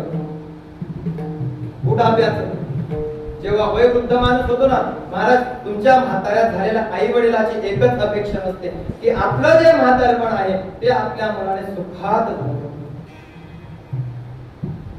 आपल्या मुलाने म्हातारपणात आपल्याला व्यवस्थित वागावं एवढीच इच्छा असते महाराज, ते काही इच्छा नसते. महाराज जेव्हा रुक्मिणी आई साहेब रडू लागल्या तेव्हा मुलं विचारतात की आई का रडते? आईने काहीतरी वेगळंच कारण सांगावं. महाराज आईने काहीतरी वेगळंच कारण सांगावं आणि मुलांनी ते हसत खेळत स्वीकारावं. मुलांनी हसत खेळत ते स्वीकारावं. महाराज ज्या दिवशी रुक्मिणी आई साहेब विठ्ठल पंतांना देहांत प्रायश्चित्त द्यायचं, ज्या दिवशी देहांत प्रायश्चित्त त्यांना द्यायचं आहे महाराज, त्या दिवशी जे काही मधुकरीमध्ये जे काही मागून आणलेलं असेल अन्न, त्या अन्नात जे काही गोडधोड असेल महाराज, ते आपल्या लेकरांना खाऊ घातलं. साधू संतांच्या देवाच्या सात्विकतेच्या गोष्टी सांगत त्यांना झोपवलं महाराज. आपल्या लेकरांना झोपवलं महाराज. काय अंतकरण असेल हो माझ्या रुक्मिणी आई साहेबाचं. महाराज माझी रुक्मिणी आई साहेब आपल्या मुलांना महाराज विठ्ठल विठ्ठल विठ्ठल विठ्ठल विठ्ठल विठ्ठल विठ्ठल.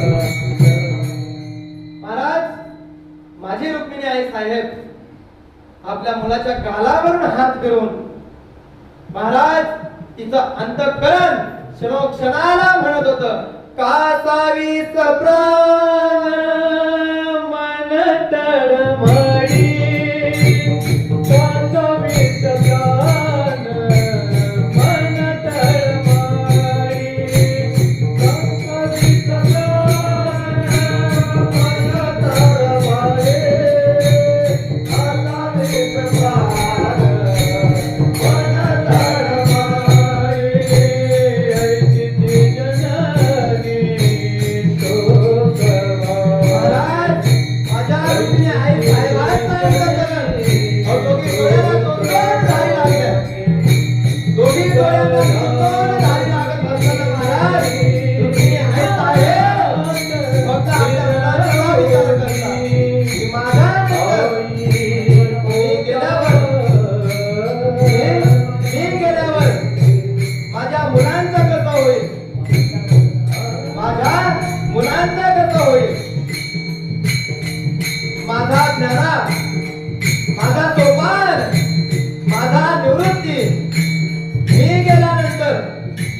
आई होईल तरी कोण, विठ्ठल पंत गेल्यानंतर त्यांचा वडील होईल तरी कोण. महाराज देवाला सांगड घालतात, देवाची बोलतात. रुक्मिणी आई साहेबा देवाला सांगतात की देवा मी गेल्यानंतर माझ्या लेकरांना सांभाळ. महाराज आई ती आईच असते. महाराज आईचं अंतःकरण क्षणोक्षणाला म्हणत होतं,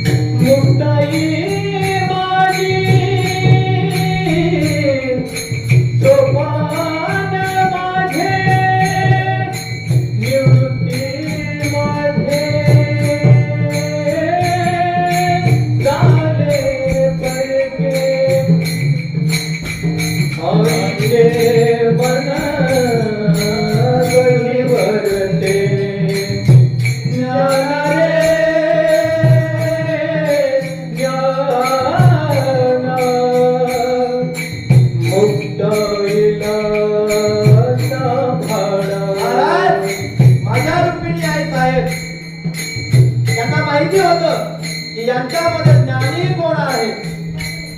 महाराज ज्ञानेश्वराला उपदेश करतात की ज्ञाना मी गेल्यानंतर सर्वप्रथम तुला दोघांचं नाही पण माझ्या मुक्ताईची आई व्हायचंय.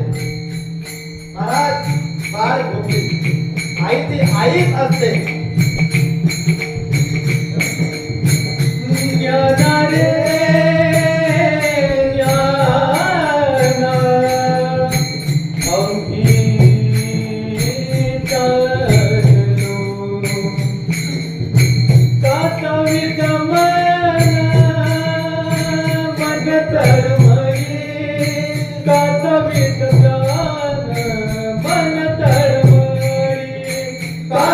It's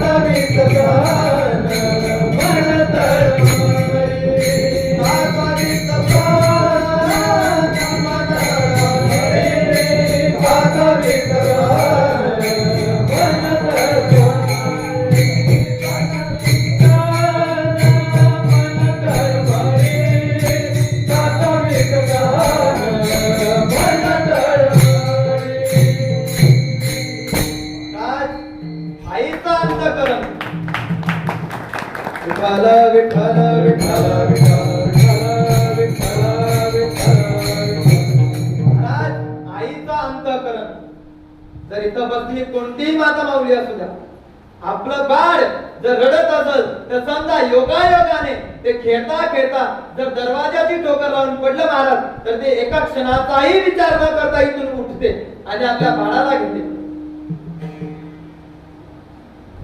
महाराज घडलेला प्रकार असा की आपला एका आईने आपलं जे मूल होतं ते अतिशय लाडाने वाढवलं, अतिशय लाडाने वाढवलं. बाप कालांतराने योगायोगाने गेला.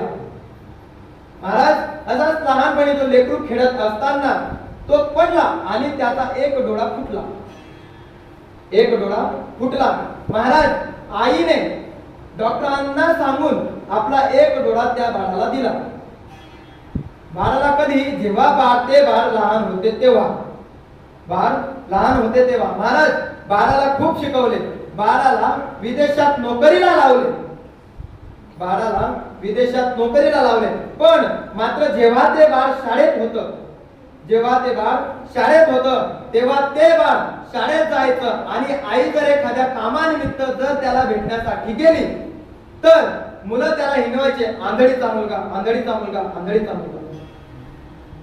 महाराज जी आग विठ्ठल पंतांना होत होती, संन्यासी म्हटल्यावर, संन्यासाचा गृहस्थी म्हटल्यावर तीच आग मुलाच्या काळजात होत होती. त्याने आईला सरळ सांगितलं की आई, उद्यापासून काही काम असतो तू माझ्या शाळेत यायचं नाही, तू माझ्या शाळेत यायचंच नाही. महाराज आईने सांगितलं बरं ठीक आहे बाबा, तुझी अट मी मान्य करतो. शेवटी आई महाराज हरली आपल्या मुलापुढे. शेवटी आई महाराज मुलगा चांगला शिकला, विदेशात नोकरीला लागला. आई त्याला पत्र पाठवायची, पण त्याच्याकडे एवढा सुद्धा टाइम नव्हता की आपल्या आईला कमीत कमी एक कॉल तरी करून आपण बोलू. त्याला आईचं घृण वाटायचं, द्वेष करायचा आईचा. महाराज आई म्हातारी झाली, काही आजाराने म्हणा किंवा काही अल्पशतीच्या वयोवृद्धीने महाराज तिचा मृत्यू झाला. लोकांनी त्याला कॉल केला की बाबा तुझ्या आईचं निधन झालंय, कमीत कमी तू कधीतरी नाही आला, पण कमीत कमी आता जेव्हा तिची अंतकाळ आहे तेव्हा तरी तिला तू अग्निदाह देण्यासाठी ये. महाराज मुलाने तिथून फोनवर सांगावं मी इकडनं पैसे पाठवतो, तुम्ही तिकडेच सतीगती करू नका. आक्कारी लावा अशा मुलाला, नसन तर माझ्याकडून पैसे घेऊन जा, लावून टाका. अरे ज्या आईने तुला 9 महिने आपल्या उदरात ठेवलं, तुला तिची किंमत नाही, मग तुझा जगून तरी फायदा काय. महाराज तो आला नाही, लोकांनी सतीगती करून टाकली. काही दिवसानंतर त्याला तो आपल्या भारतामध्ये येण्याचा, त्याच्या देशामध्ये येण्याची अशी वेळ आली की त्याला आपल्या देशामध्ये यावं लागलं. महाराज जेव्हा तो आपल्या शाळेजवळून असं फिरू लागला तेव्हा त्याला आपली शाळा आठवली, त्याला आपलं गाव आठवलं, त्याला आपलं गावातलं घर आठवलं. महाराज तो त्या घरात गेला, पूर्ण जाडी बिडी पसरलेली, आपल्या भागात ते जाडे बिडे पसरलेले. महाराज पूर्ण तो घरात एक एक हे बघू लागला आणि त्याचं लक्ष त्याच्या वडिलांच्या फोटोवर गेलं. त्याने आपल्या वडिलांचा फोटो काढला आणि त्याच्या मागे एक चिठ्ठी ठेवलेली होती, त्याच्या मागे एक चिठ्ठी ठेवलेली होती. त्यात त्याच्या आईने लिहिलं होतं की बाळा तू मला म्हणायचं की तुला मुलं आंधळीचा मुलगा म्हणून तुला हिणवतात, मला माहिती आहे रे, पण ते जेव्हा तुला बोलायचे तेव्हा जी आग तुझ्या अंतःकरणात व्हायची तीच आग माझ्या अंतःकरणात व्हायची. महाराज आईचे शब्द असे होते की जणू वाचल्या त्याच्या डोळ्यातून अश्रूंच्या धारी वाहू लागल्या. आईने लिहिलं होतं की तुला हे माहिती आहे की मी आंधळी आहे, पण मी का आंधळी आहे हे तुला अजून माहित नाही. जेव्हा तू लहान होता ना, तू खेळता खेळता तुला लागलं आणि तुझा एक डोळा फुटला, मी माझा डोळा तुला दिला, मी माझा डोळा तुला दिला, पण तुला त्याची कधी उणीव नाही भासू दिली. महाराज हे जेव्हा त्या मुलाने ऐकलं तेव्हा तो दोघी डोळ्यांना महाराज 4 अश्रूच्या धारी लागला. पण मात्र फायदा काय, जेव्हा माणूस निघून जातो तेव्हा त्याची किंमत कळते. माणसं जपत चला, तुम्हाला उचलायला देव भगवंत नाहीये. तुमचं चांगलं तुमचं हित व्हावं म्हणून भगवंत करतो. पण जेव्हा तुम्ही अंतकाळ तुमचा जेव्हा अंतकाळ येतो, तुम्ही जेव्हा जेव्हा तुमची मयत होते तेव्हा तुम्हाला उचलायला लोकच येतो. म्हणून लोक जपत चालतात. माझ्याकडे एक आहे, मी जरी गेलो ना महाराज, कोणाची गरज नाही, एकटे येऊन घेऊन जा. बापू काका खरंच तुमच्यासाठी म्हणावं असं वाटतं. दुःख अडवायला उंबऱ्यासारखा, दुःख अडवायला उंबऱ्यासारखा, मित्र वनव्यामध्ये गारव्यासारखा, मित्र वनव्यामध्ये गारव्यासारखा, वाट चुकणार नाही जीवनभर तुझी, वाट चुकणार नाही जीवनभर तुझी, एक तू मित्र कर आरशासारखा, मित्र वनव्यामध्ये गारव्यासारखा, मित्र वनव्यामध्ये गारव्यासारखा. महाराज माणसं जपत चला, तुम्हाला अंतकाळी उचलण्यासाठी माणसंच येतात, माणसं येतात. चला महाराज आपण आपल्या विषयाकडे येऊ. आपण जेव्हा आईने सांगितलं तो रडू लागला, महाराज रडू लागला. पण मात्र आई निघून गेल्यावर रडून काही फायदा आहे का? अंत पछताए क्या फायदा जब चिड़िया चुक गई खेत, असे म्हणा. महाराज दृष्टांत येथेच संपला. मला फक्त सांगायचंच काय आहे की जर तुमचं मूलबाळ जर अंतकाळी जर शेवटच्या क्षणाला तुमचा विचार करत नसेल तर अशा मुलाला घाते टाकून काढी लावा. ही सात्विकतेची लक्षणं नाही. महाराज सात्विक म्हणायचं तरी कोणाला, सात्विक म्हणायचं तरी कोणाला, याचं उत्तर तुकाराम महाराज अभंगाच्या 3ऱ्या चरणात सांगतात. गीता भागवत ओ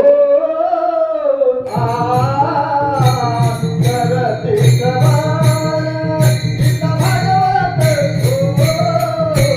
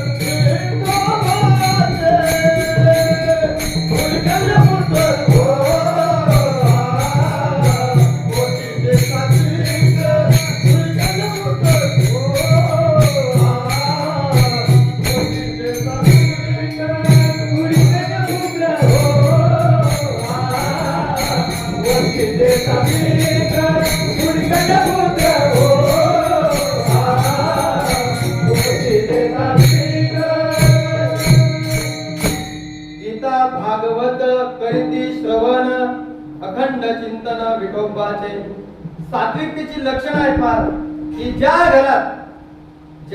घरात गीता आणि भागवत ऐकायला मिळतं.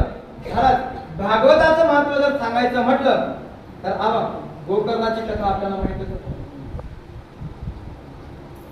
घडलेला प्रकार असा की भागवतामध्ये असं वर्णन आलेलं आहे की आत्मदेव नावाचा ब्राह्मण त्याचं मागच्या जन्मीचं काहीतरी पाप म्हणा, त्याला श्राप मिळालेला असतो की त्याला निपुत्रिक राहावं लागतं. निपुत्रिक की तुला संतान होणार नाही असं त्याच्या भाग्यात लिहिलेलं असतं. त्यालाच नव्हे तर त्याच्या बायकोला सुद्धा, त्याच्या बायकोचं नाव धुंदकी, धुंदकी, त्याच्या बायकोचं नाव धुंदकी. दोघांना श्राप असतो की तुम्हाला मूल बाळ होणार नाही. अतिशय धनवान, अतिशय धनवान तो एके दिवशी तो असाच की मला मूलबाळ होत नाही, मला मूलबाळ होत नाही या संतानात तो घरून निघतो, जंगलात जातो. तुम्हाला जंगलात जाऊन तो एक विचार करतो की जर आपल्याला पुत्रच नाही तर मग या जीवनाचा फायदा तरी काय, आपला जगून तरी काय होईल, आपला जगून तरी काय होईल. योगायोगाने त्याला एक साधू महात्मे पुरुष भेटतात. तो साधू महात्मे पुरुष त्याला बघतात आणि तो आता केविलवाणी एका दगडावर पाण्यामध्ये बसलेला असतो.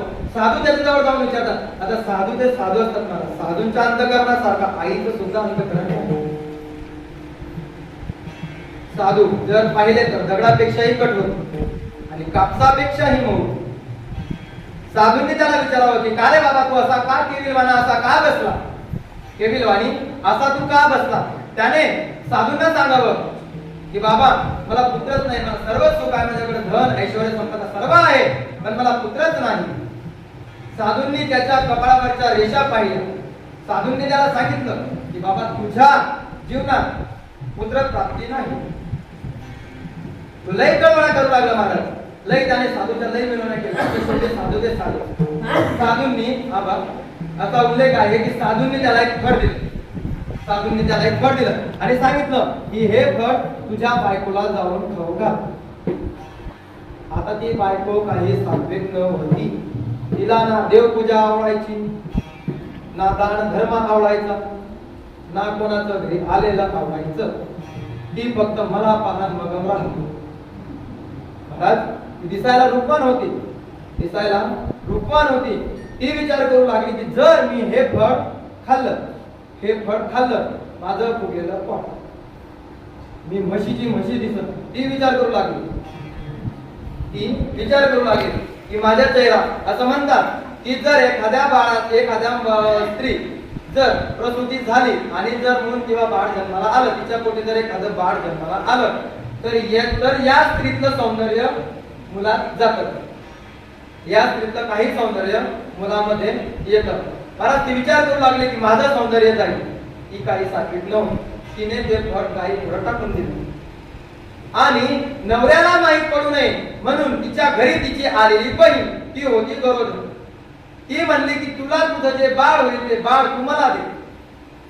तिची बहीण म्हणली ठीक आहे, पण जोपर्यंत आम्ही जिवंत आहोत तोपर्यंत आम्हाला पूर्ण धन पुरवण्याची जिम्मेदारी तुझी. दोघांमध्ये सौदा, सख्खी बहीण असली तरी, सख्खी बहीण असली तरी. महाराज दोघांमध्ये सौदेबाजी झाले की तू माझा मुल घे आणि मला धन दे. महाराज योगायोगाने तिची प्रसूती झाली, बहिणीची प्रसूती झाली. ही तिचं मूल आपल्याकडे घेऊन आली आणि सांगितलं तिच्या पतीला की हे बघा मला मूल झालं. महाराज त्या मुलाचं नाव ठेवण्यात आलं धुंदकारी. धुंदकारी त्या मुलाचं नाव ठेवण्यात आलं. आणि योगायोगाने गायीने ते फळ खाल्ल्या असता कारणाने गायीलाही त्याच वेळेला मनुष्याचा मुलगा जन्माला आला. त्याचं नाव ठेवण्यात आलं गोकर्ण. त्याचं नाव ठेवण्यात आलं गोकर्ण. आता गोकर्ण शेवटी साधूने दिलेला आशीर्वाद. आणि अजून आपण म्हणतो की 36 कोटी देवतांची आई ही गाय. आपण म्हणतो की तिच्या 36 कोटी देवता आहेत. महाराज सात्विक मुलं ते आलं गायीच्या पोटी. सात्विक मुलगा गायीच्या पोटी. हे बाबाचा राक्षस धुंदकारी राक्षस वृत्तीचा. महाराज कालांतराने दोघेही मुलं मोठे होऊ लागले. दोघांचाही सांभाळ आत्मदेवाने केला. महाराज आत्मदेवाचा जो मुलगा होता गोकर्ण, जो गायीपासून झालेला, त्या मुलाने बाबांना सांगितलं की बाबा आता संसाराच्या आसक्ती सोडा आणि परमात्म्याकडे आपलं लक्ष वळा, परमात्म्याकडे आपलं लक्ष वळा. महाराज मुलाने सांगितलं त्याला जेवढा विश्वास धुंदकारीवर न होता तेवढा विश्वास त्याला गोकर्णावर होता. गोकर्णाचे शब्द ऐकले आणि तो जंगलात भक्ती करण्यासाठी अख्खा संसार त्यागून निघून गेला. संसार त्यागून निघून गेला. महाराज तो निघून गेला. उरले हे 3 लोक, धुंदकारी, गोकर्ण. गोकर्ण तीर्थयात्रेसाठी निघाला. राहिले 2. महाराज चिंगाट केला गडी. शेवटी एकटा राहिला होता धुंदकारी आणि ती राक्षसी वृत्ती. महाराज एवढा नाश अगदी वेश्येपर्यंत नाश की अगदी वेश्या घरात येऊन ठेवू लागला. त्या वेश्यांसाठी तो आपले धन लुबाडू लागला. वेश्येसाठी आपलं धन लुबाडू लागला. त्या वेश्यांवर महाराज आपली जेवढी धन दौलत जेवढी संपत्ती दिली अख्खी वेश्यांच्या नावावर अख्खी. आणि जेव्हा धन संपलं तेव्हा आपल्या आईला म्हणजे धुंदकीला मारू लागला. विठ्ठल विठ्ठल विठ्ठल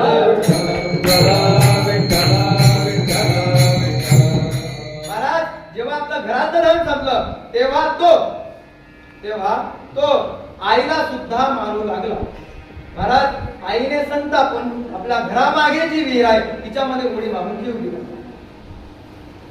मला कर्म सांगायचंय. आईने फळ खाल्लं असतं तर सात्विक मुलगा कोणाचा झाला असता? धुंदकीचा. तिच्या बहिणीचा मुलगा जर तिने घेतला नसता तर हे पाप झालं. मला कुठल्याही गोष्टीला काहीतरी कारण असतं.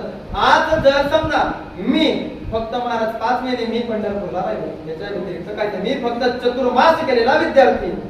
पण महाराज आपल्या भगवान शंकरांच्या मनात जर असेल आजची कीर्तन सेवा माझी व्हावी, त्यांच्या मनात होतं म्हणून त्यांनी आजची सेवा करून घेतली असं म्हणण्यास काही हरकत नाही. महाराज धुंदकारी जेव्हा वेश्येच्या नादी पूर्णतः लागला महाराज, तो चोरी करू लागला, तो लोकांच्या लोभ लबाड्या करू लागला, लोकांच्या घरून काय मिळायचे धन चोरू लागला. महाराज एका दिवशी वेश्यांनी विचार केला की हा जर असंच धन चोरी करत राहिला तर एके दिवशी लोक याला पकडून कोणाच्या तरी हवाले करतील. मग त्यानंतर लोक आपल्याकडे जे धन आहे ते लोक घेऊन घेतील. महाराज वेश्यांनी त्याचाच गेम करून टाकला. त्याला घरातच मारून टाकलं. वेश्यांनी धुंदकारीला घरातच मारून टाकलं आणि आपल्या अंगणाचा जो चौहाटा असतो तिथेच त्याला पुरून टाकलं. महाराज ही बातमी योगायोगाने गोकर्ण जो तीर्थ भ्रमणाला गेला होता महाराज त्याच्या कानावर ही बातमी पडली. आता शेवटी तो भाऊच महाराज त्याने विचार केला की आपला भाऊ तर गेलाच, मग आपण आपल्या भावाच्या मुक्तीसाठी आपण प्रत्येक तीर्थावर पिंडदान करायचं. महाराज तो प्रत्येक तीर्थावर त्याच्या नावाने पिंडदान करत गेला. महाराज प्रत्येक तीर्थक्षेत्रावर जर पिंडदान केलं तर मुक्ती अवश्य प्राप्त होते. पण ह्या बाबाचं पाप एवढं होतं की या बाबाला तरीही मुक्ती मिळाली नाही. हा योगायोगाने भूत योनीला प्राप्त झाला. तर भूत योनी म्हणायची कोणाला? जर तुमच्या जवळ एखादा व्यक्ती आहे तर त्याला जपा, त्याच्याशी बोलत चला. मेल्यानंतर जर त्याने गोष्टी करायला सुरुवात केली तर तुम्हाला बाबाचा गंडा बांधावा लागेल. मेल्यावर जर त्याने तुमच्याशी गोष्ट केली तर तुम्हाला मात्र बाबाचा गंडा बांधावा लागेल. महाराज योगायोगाने हा भूतयोनीला प्राप्त झाला आणि जेव्हा गोकर्ण आपल्या घरी परतला तेव्हा महाराज त्याने दरवाजामध्ये जेव्हा पाऊल टाकले, आपल्या चव्हाट्यात जेव्हा तो शिरला तेव्हा हा जो धुंदकारी होता हा भूतयोनीला प्राप्त झालेला त्याला वेगवेगळे रूप दावू लागला. वेगवेगळे कधी हत्तीचं, कधी बैलाचं, कधी रानडुकराचं, कधी कुत्र्याचं वेगवेगळे रूप त्याला दावू लागला. महाराज गोकर्ण म्हणाला, गोकर्ण सात्विक, तो कुणाला भीत नव्हता आणि मरण तर मुळीच नाही. तो कर्णासारखा होता. महाराज कर्णाला जेव्हा मृत्यू आला तेव्हा त्याने हसत मुखाने स्वागत केलं. तो कर्णासारखा होता, सात्विक होता. महाराज त्याला मृत्यूचं त्याला अजिबात भय नव्हतं. महाराज त्याने विचारलं, बाबा तू जो कोणी असेल तो सुखाने इथे राहा, मला तुझ्याबद्दल काही घेणदेणे नाही किंवा मी तुला घाबरतही नाही. एवढा शब्द जेव्हा धुंदकारीने ऐकला तेव्हा तो त्याच्या मूळ रूपात आला आणि आपल्या भावाला सांगू लागला की भावा माझ्यासोबत की दादा माझ्यासोबत असं घडलेला पूर्ण प्रकार त्याने सांगितला गोकर्णाला. महाराज गोकर्णाने सकाळी आपले जे पंचक असतात, जे ब्राह्मण असतात त्यांना गोळा केलं आणि सर्वांना विचारलं. रात्री घडलेला प्रकार त्याने सर्वांना सांगितला आणि म्हटला की मी आता याच्या मुक्तीसाठी करावं काय. आता त्यांनी सांगितलं की मी प्रत्येक तीर्थक्षेत्रावर याच्या नावाने पिंडदान करत आलो पण तरीही याला मुक्ती मिळाली नाही. मी याच्यासाठी मला अजून काहीतरी वेगळा उपाय सांगा. महाराज कोणीतरी एका ब्राह्मणाने सांगावं की तू सूर्यदेवाची भक्ती कर. महाराज सात्विक एवढा गोकर्णाचं सात्विकतेचं रूप जर पाहिलं एवढं होतं की त्याने सूर्याला एकच आवडी दिली. सूर्यदेवाचं आव्हान एकच केलं. सूर्य जागेवर थांबला. सूर्य जागेवर थांबला महाराज. आणि गोकर्णाने सूर्याला विचारावं की बाबा माझा भाऊ भूत योनीला प्राप्त झालाय, त्याने असे कर्मकांड केले की त्याच्या मुक्तीसाठी करू का. महाराज सूर्यदेवाने सांगावं की तुम्ही दुसरं तिसरं काहीच करू नका, तुम्ही फक्त त्याला भागवत श्रवण करण्याचं पुण्य लाभू द्या. भागवत श्रवण करण्याचं पुण्य लाभू द्या एवढं सूर्यदेवाने सांगितलं. महाराज दुसऱ्याच दिवशी सर्व गावकऱ्यांना सांगून गोकर्णाने सर्व गावकऱ्यांना सांगून भागवत कथेचं आयोजन केलं. महाराज दिव्य भव्य मंडप लावला. सर्व लोक वगैरे आले आणि जेव्हा पहिले असं म्हणतात की तिथं ते पूजाची जी सामग्री असते तिच्यामध्ये बांबूला पण पुजतात, तर त्यामध्ये 7 काठी होतात. जेव्हा ते पेरकुंड म्हणतात आपल्याकडे पेरकुंड. महाराज ते 7 ढिगळ होते. त्याच्यामध्ये असं सांगतात की पहिल्या दिवसाची कथा पूर्ण झाली तेव्हा एक खण फुटला, दुसऱ्या दिवशी दुसरं, असे 7ही दिवस जेव्हा ती कथा झाली तेव्हा 7व्या दिवशी हा ज्या खोपात लपून म्हणजे बसून होता ऐकण्यासाठी बसून त्या दिवशी एक फुटला. आणि याला घेण्यासाठी साक्षात भगवान परमात्मा आला. भगवान परमात्मा आला. का आला? महाराज निमित्त आहे. भागवत कथेचं असं महत्व आहे की जर आपल्या गावात कुठेतरी भागवत कथा चालू असेल, तुम्ही जर जात असाल आणि तुमच्यापुढे जर एखादा व्यक्ती आला तर त्याचं अर्ध पुण्य तुम्हाला प्राप्त होतं. भागवताचं महत्व, त्याचं अर्ध पुण्य तुम्हाला प्राप्त होतं. महाराज जेव्हा याला मुक्तता मिळाली लोकांनी गोकर्णाला विचारलं की बाबा तुझ्या भावाने तू सांगतो की त्याने एवढे कर्मकांड केले, त्याने एवढे पाप केले, म्हणे पण त्याला घेण्यासाठी देव आला तरी का. महाराज भागवत कथा करत असताना त्यात वर्णन आलं आणि गोकर्णाने ते वर्णन लोकांना सांगितलं. पुढच्या वेळेस सर्व लोकांनी मिळून भागवत कथेचं आयोजन केलं. आणि जेव्हा ते लोक म्हणजे अंत्यकाळी जाऊ लागले, वैकुंठात जाऊ लागले, तेव्हा त्यांना सुद्धा घेण्यासाठी देव आला. महाराज एवढं भागवताचं महात्म्य आहे. आणि गीतेचं जर सांगायचं म्हटलं तर गीता माणसाला शिकवते की माणसाने आयुष्य जन्माला आल्यापासून ते मृत्यूपर्यंत जगायचं कसं, कुठल्या गोष्टीची आसक्ती नसली पाहिजे. महाराज तुम्ही म्हणता ना तुमचा पुत्र, माझा माय, माझी बाप, माझा मुलगा, कोणीच कोणाचं नाही. महाराज नाही रे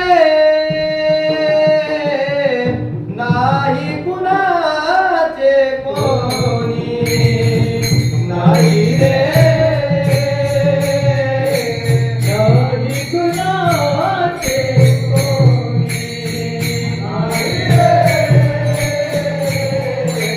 नाही कुणाचे कोणी नाही रे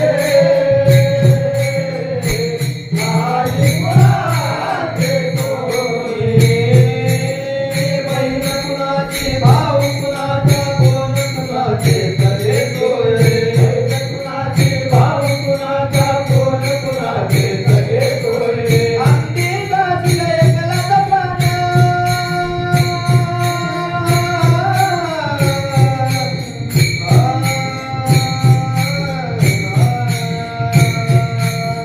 अंती जातील एकलाच प्राण. मागे नाही कोणी नाही रे नाही कुणाचे कोणी नाही रे नाही कुणाचे कोणी. जेव्हा गोकर्णाने सांगितले, गोकर्णाची कथा पूर्ण झाली तेव्हा सर्वांना साधित प्राप्त झाले. आपलं कोणीच नाही, सर्वांना माहिती आहे. सर्वांना माहिती आहे की आपलं कोणीच नाही. हे झालं गीतेचं. गीता पण सांगते की तुम्ही लोकांच्या मायाजाळ्यात तुम्ही मोहात गुंतू नका. महाराज काकड्यात सकाळी म्हणतात धनदारा पुत्र जन बंधू स्वयं विष्णू सर्व मिथ्याय जाणून शरण रिघारे देवास. महाराज एवढंच नाही, तुकाराम महाराज शेवटच्या चरणात अशी मागणी करतात की मला अशा लोकांची सेवा घडू. तुका म्हणे माझ्या घडोक्यांची सेवा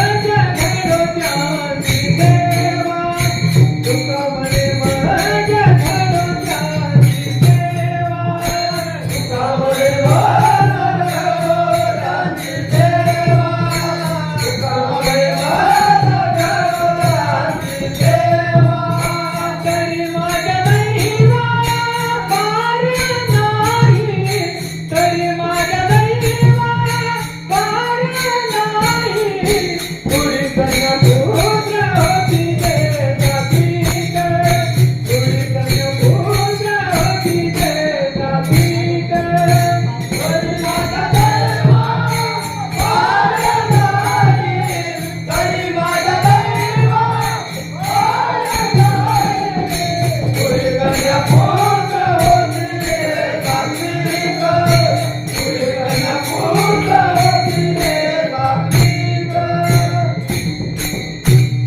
विठोबार कुमाई, विठोबार कुमाई, विठोबार कुमाई,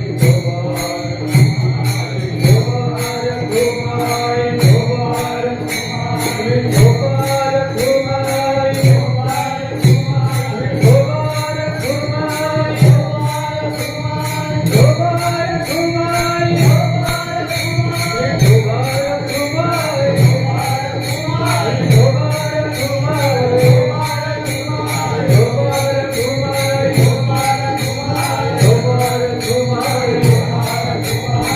विठोबार कुमाई,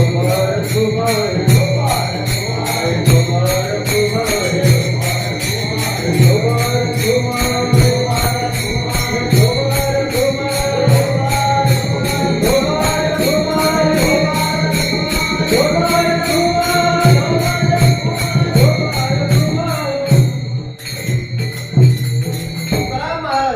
शेवटच्या चरणात म्हणतात की अशा लोकांची मला संगती घडू दे, कसे आपल्या हिताच्या ठिकाणी जागे असणारे, सात्विक कुळात जन्माला येणारे, गीता भागवत श्रवण करणारे. त्यांनी असं नाही म्हटलं की मला अशा लोकांची संगती घडू दे जे रोज पिक्चरचे गाणे म्हणतात. त्यांनी असं नाही म्हटलं की मला त्या लोकांची संगती घडू दे जे रोज बघतात ये रिश्ता क्या कहलाता है. त्यांनी नाही म्हटलं की मला अशा लोकांची संगती घडू दे जे म्हणतात की बंटियावर बघले की मम्मी. त्यांनी असं नाही मागितलं महाराज, अशा लोकांची मला संगती घडू दे की जे गीता आणि भागवत श्रवण करतात, अखंड नामस्मरण विठोबाचे करतात. विठोबाचे महाराज सकाळी काकाचं म्हणतो, जिव्हे गोड 3 अक्षरांचा रस अमृत दयाच लिके पुढे. 3 अक्षरांचा रस विठ्ठल, याच्या पुढे आम्हाला जरी तुम्ही अमृत जरी दिलं तरी ते आमच्या समर्पिके आहे, तरी ते आमच्या समर्पिक आहे. महाराज कलियुगात जर तुम्हाला मुक्तता पाहिजे असेल तर सगळ्यात सोपं आणि साधं उदाहरण म्हणजे नामस्मरण.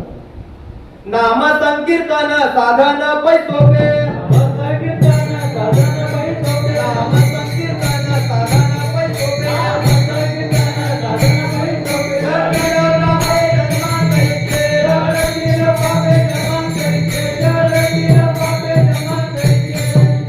नामस्मरण केल्याने तुमचं जन्मोजन्मीचं पुण्य नाश होतं, ते जडतं. आणि इथे जर तुम्ही आज सर्व एवढा जो गुणीजन मंडळी श्रोते वर्ग जो जमलेला आहे तो फक्त तुमचं माझ्यावर प्रेम असलेलं, याच कारणास्तव तुम्ही सर्व मायबाप इथे जमलेले आहात की आपल्या गावचा विद्यार्थी आज कीर्तन करणार आहे.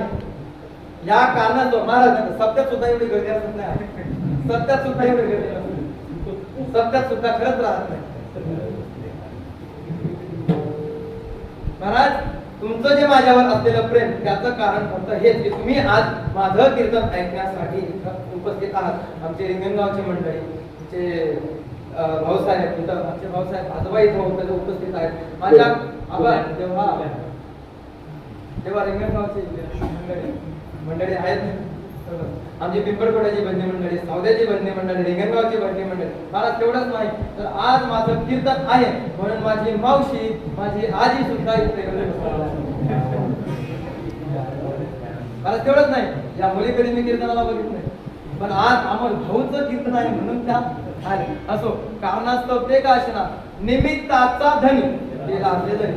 मी फक्त निमित्त आहे आणि भगवान शंकराला तुम्हाला इथे बोलवून घ्यायचं होतं. आज त्याच्या मनात आलं होतं की आपल्या सर्वांच्या हातून ही सेवा घडली पाहिजे. महाराज जर काही माझ्या तोंडातून चुकीचं वाक्य केलं असेल तर ते माझ्या बुद्धीचे दोष, जे काही चांगलं असेल ते आपल्यासोबत घरी घेऊन जावा. हे आपल्यासोबत मी काही संस्थेतला विद्यार्थी अजून नाही, मी आळंदीला अजून गेलो नाही. मी ज्ञानेश्वर महाराजांनी माझ्या अल्पमती बुद्धीप्रमाणे जशी मला वाचा दिली तसं भावार्थ अभंगाचा भावार्थ तुमच्या समोर मांडण्याचा प्रयत्न केला. ज्ञानेश्वर माऊली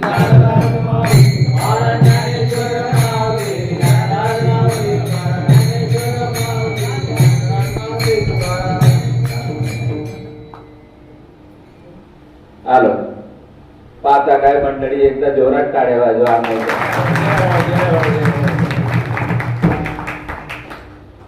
आम्हाला असं वाटत नव्हतं की आपण महाराज कीर्तन करेल असं त्याचा आग्रह होता की मी कीर्तन करतो पण चला ठीक आहे करतो आम्हाला एक मी कीर्तनाच्याच अगोदर एक सूचना मांडणार होता की श्रोत्यांना विनंती आहे की आपण अमोल महाराजांकडून कुठलीही अपेक्षा ठेवू नका फक्त तो काय बोलतो याच्यावर लक्ष देऊ नका तो बोलतो याच्यावर लक्ष द्या आणि त्याप्रमाणे त्यांनी कीर्तन केलं एकदम उत्तम कीर्तन केलं तरी यापुढे सुद्धा आता तो आळंदी संस्थेत जाणार आहे याच्या पुढे त्याचा संस्थेत प्रवेश होईल संस्थेत 4 वर्ष 5 वर्ष त्याचं शिक्षण होईल आणि त्यानंतर त्याची उत्तरोत्तर प्रगती अशीच होत राहो अशी आपण त्रिपिंडी महादेवाचरणी प्रार्थना करूया आणि सर्वांनी आम्हाला आशीर्वाद द्यावे ही सर्वांना नम्र विनंती कृपया बाहेर गावच्या मंडळींनी चहा घेतल्याशिवाय जाऊ नये ऐका आजची कीर्तनकार हरिभक्तपरायण अमोलदादा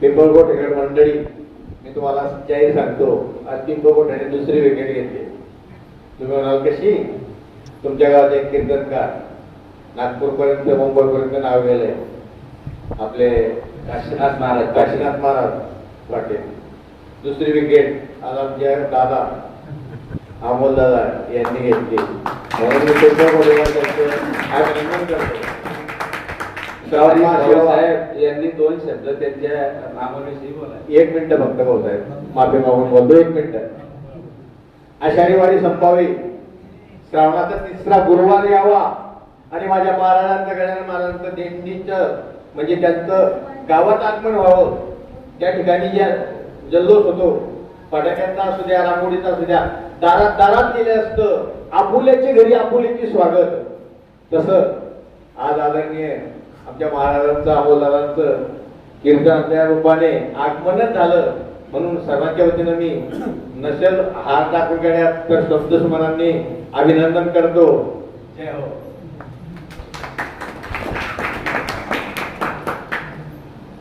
काल जेव्हा आमच्या गावामध्ये कीर्तन झालं त्यावेळी पहिल्यांदा अपेक्षा करणार होतो तेव्हा बघा पुढल्या वर्षी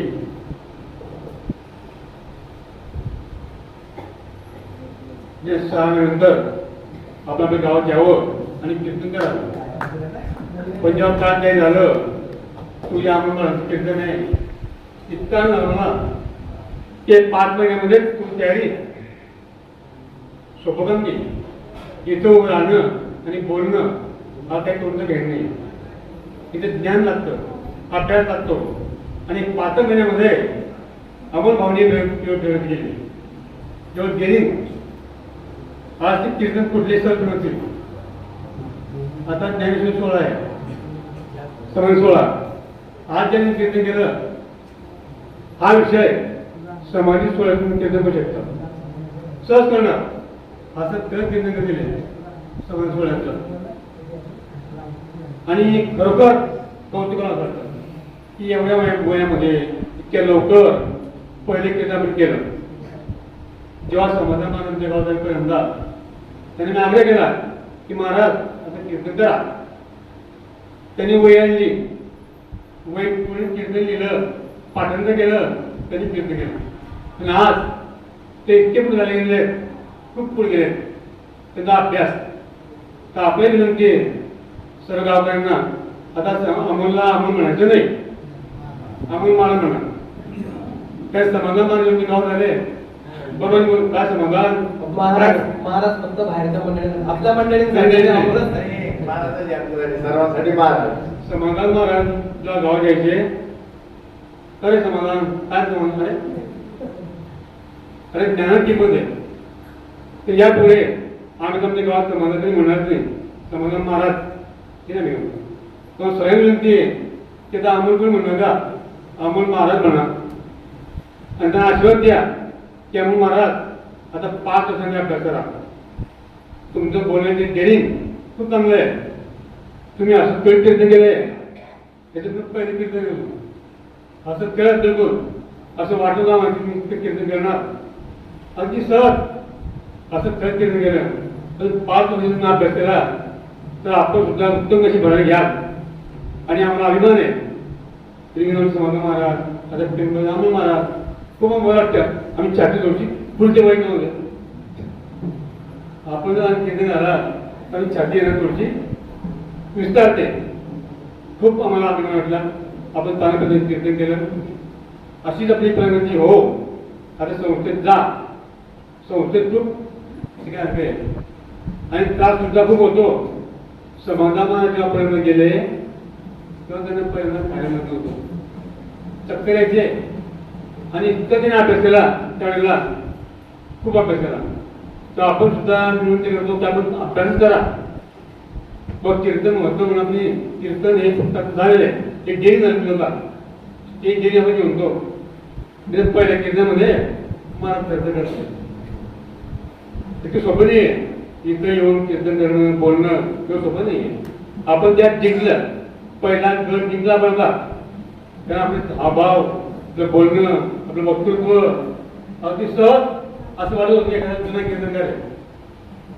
नवीन कीर्तन वाटले जे जुने महाराज आहेत ते सुद्धा घाबरतात कोणाला. हो ज्यांनी 5-5 वर्ष कीर्तन केले तेच घाबरतात आणि पाय दटकट करतात. पण अमोल महाराज पाय थोडसा होता आणि बोलण्यामध्ये हावभाव करण्यामध्ये अगदी व्यवस्थित न डगमगता त्यांनी कीर्तन केलेलं आहे आणि 2 तास बरोबर केलेलं आहे. सोपं नाही की 2 तास पहिल्याच कीर्तन फुल केलं नाही ना.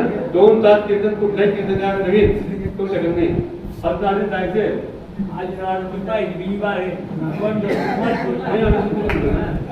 आम्हाला वाटत होतं 1 तास का होईना अमोल महाराज कीर्तन करा. पण तास म्हणून काय केलं आणि खूप बरोबर. यावर म्हणायचं फक्त एवढंच आहे की हा खेळ नव्हे एकट्या सर्व मंडळी माझ्या सोबत होते म्हणून काय ना?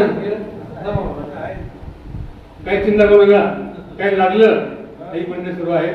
आम्ही सुद्धा आपल्या पाठीशी आहेत. जर लागलं गावकरी मंडळी आहेत. आम्ही रेंगणगावची मंडळी सुद्धा आपल्या पाठीशी आहोत. आणि जसं आम्ही समाधान पुढे गेले तर आपण सुद्धा पुढे जावं. खूप अभ्यास करावं. गावाचं नाव उजवं करावं. आई वडिलांचं नाव उजवं करावं आणि आमचं सर्वांचंच नाव मोठं करावं अशी मी भगवंताची प्रार्थना करतो आणि आपल्या पुढील वाटण्याचा शुभेच्छा देतो.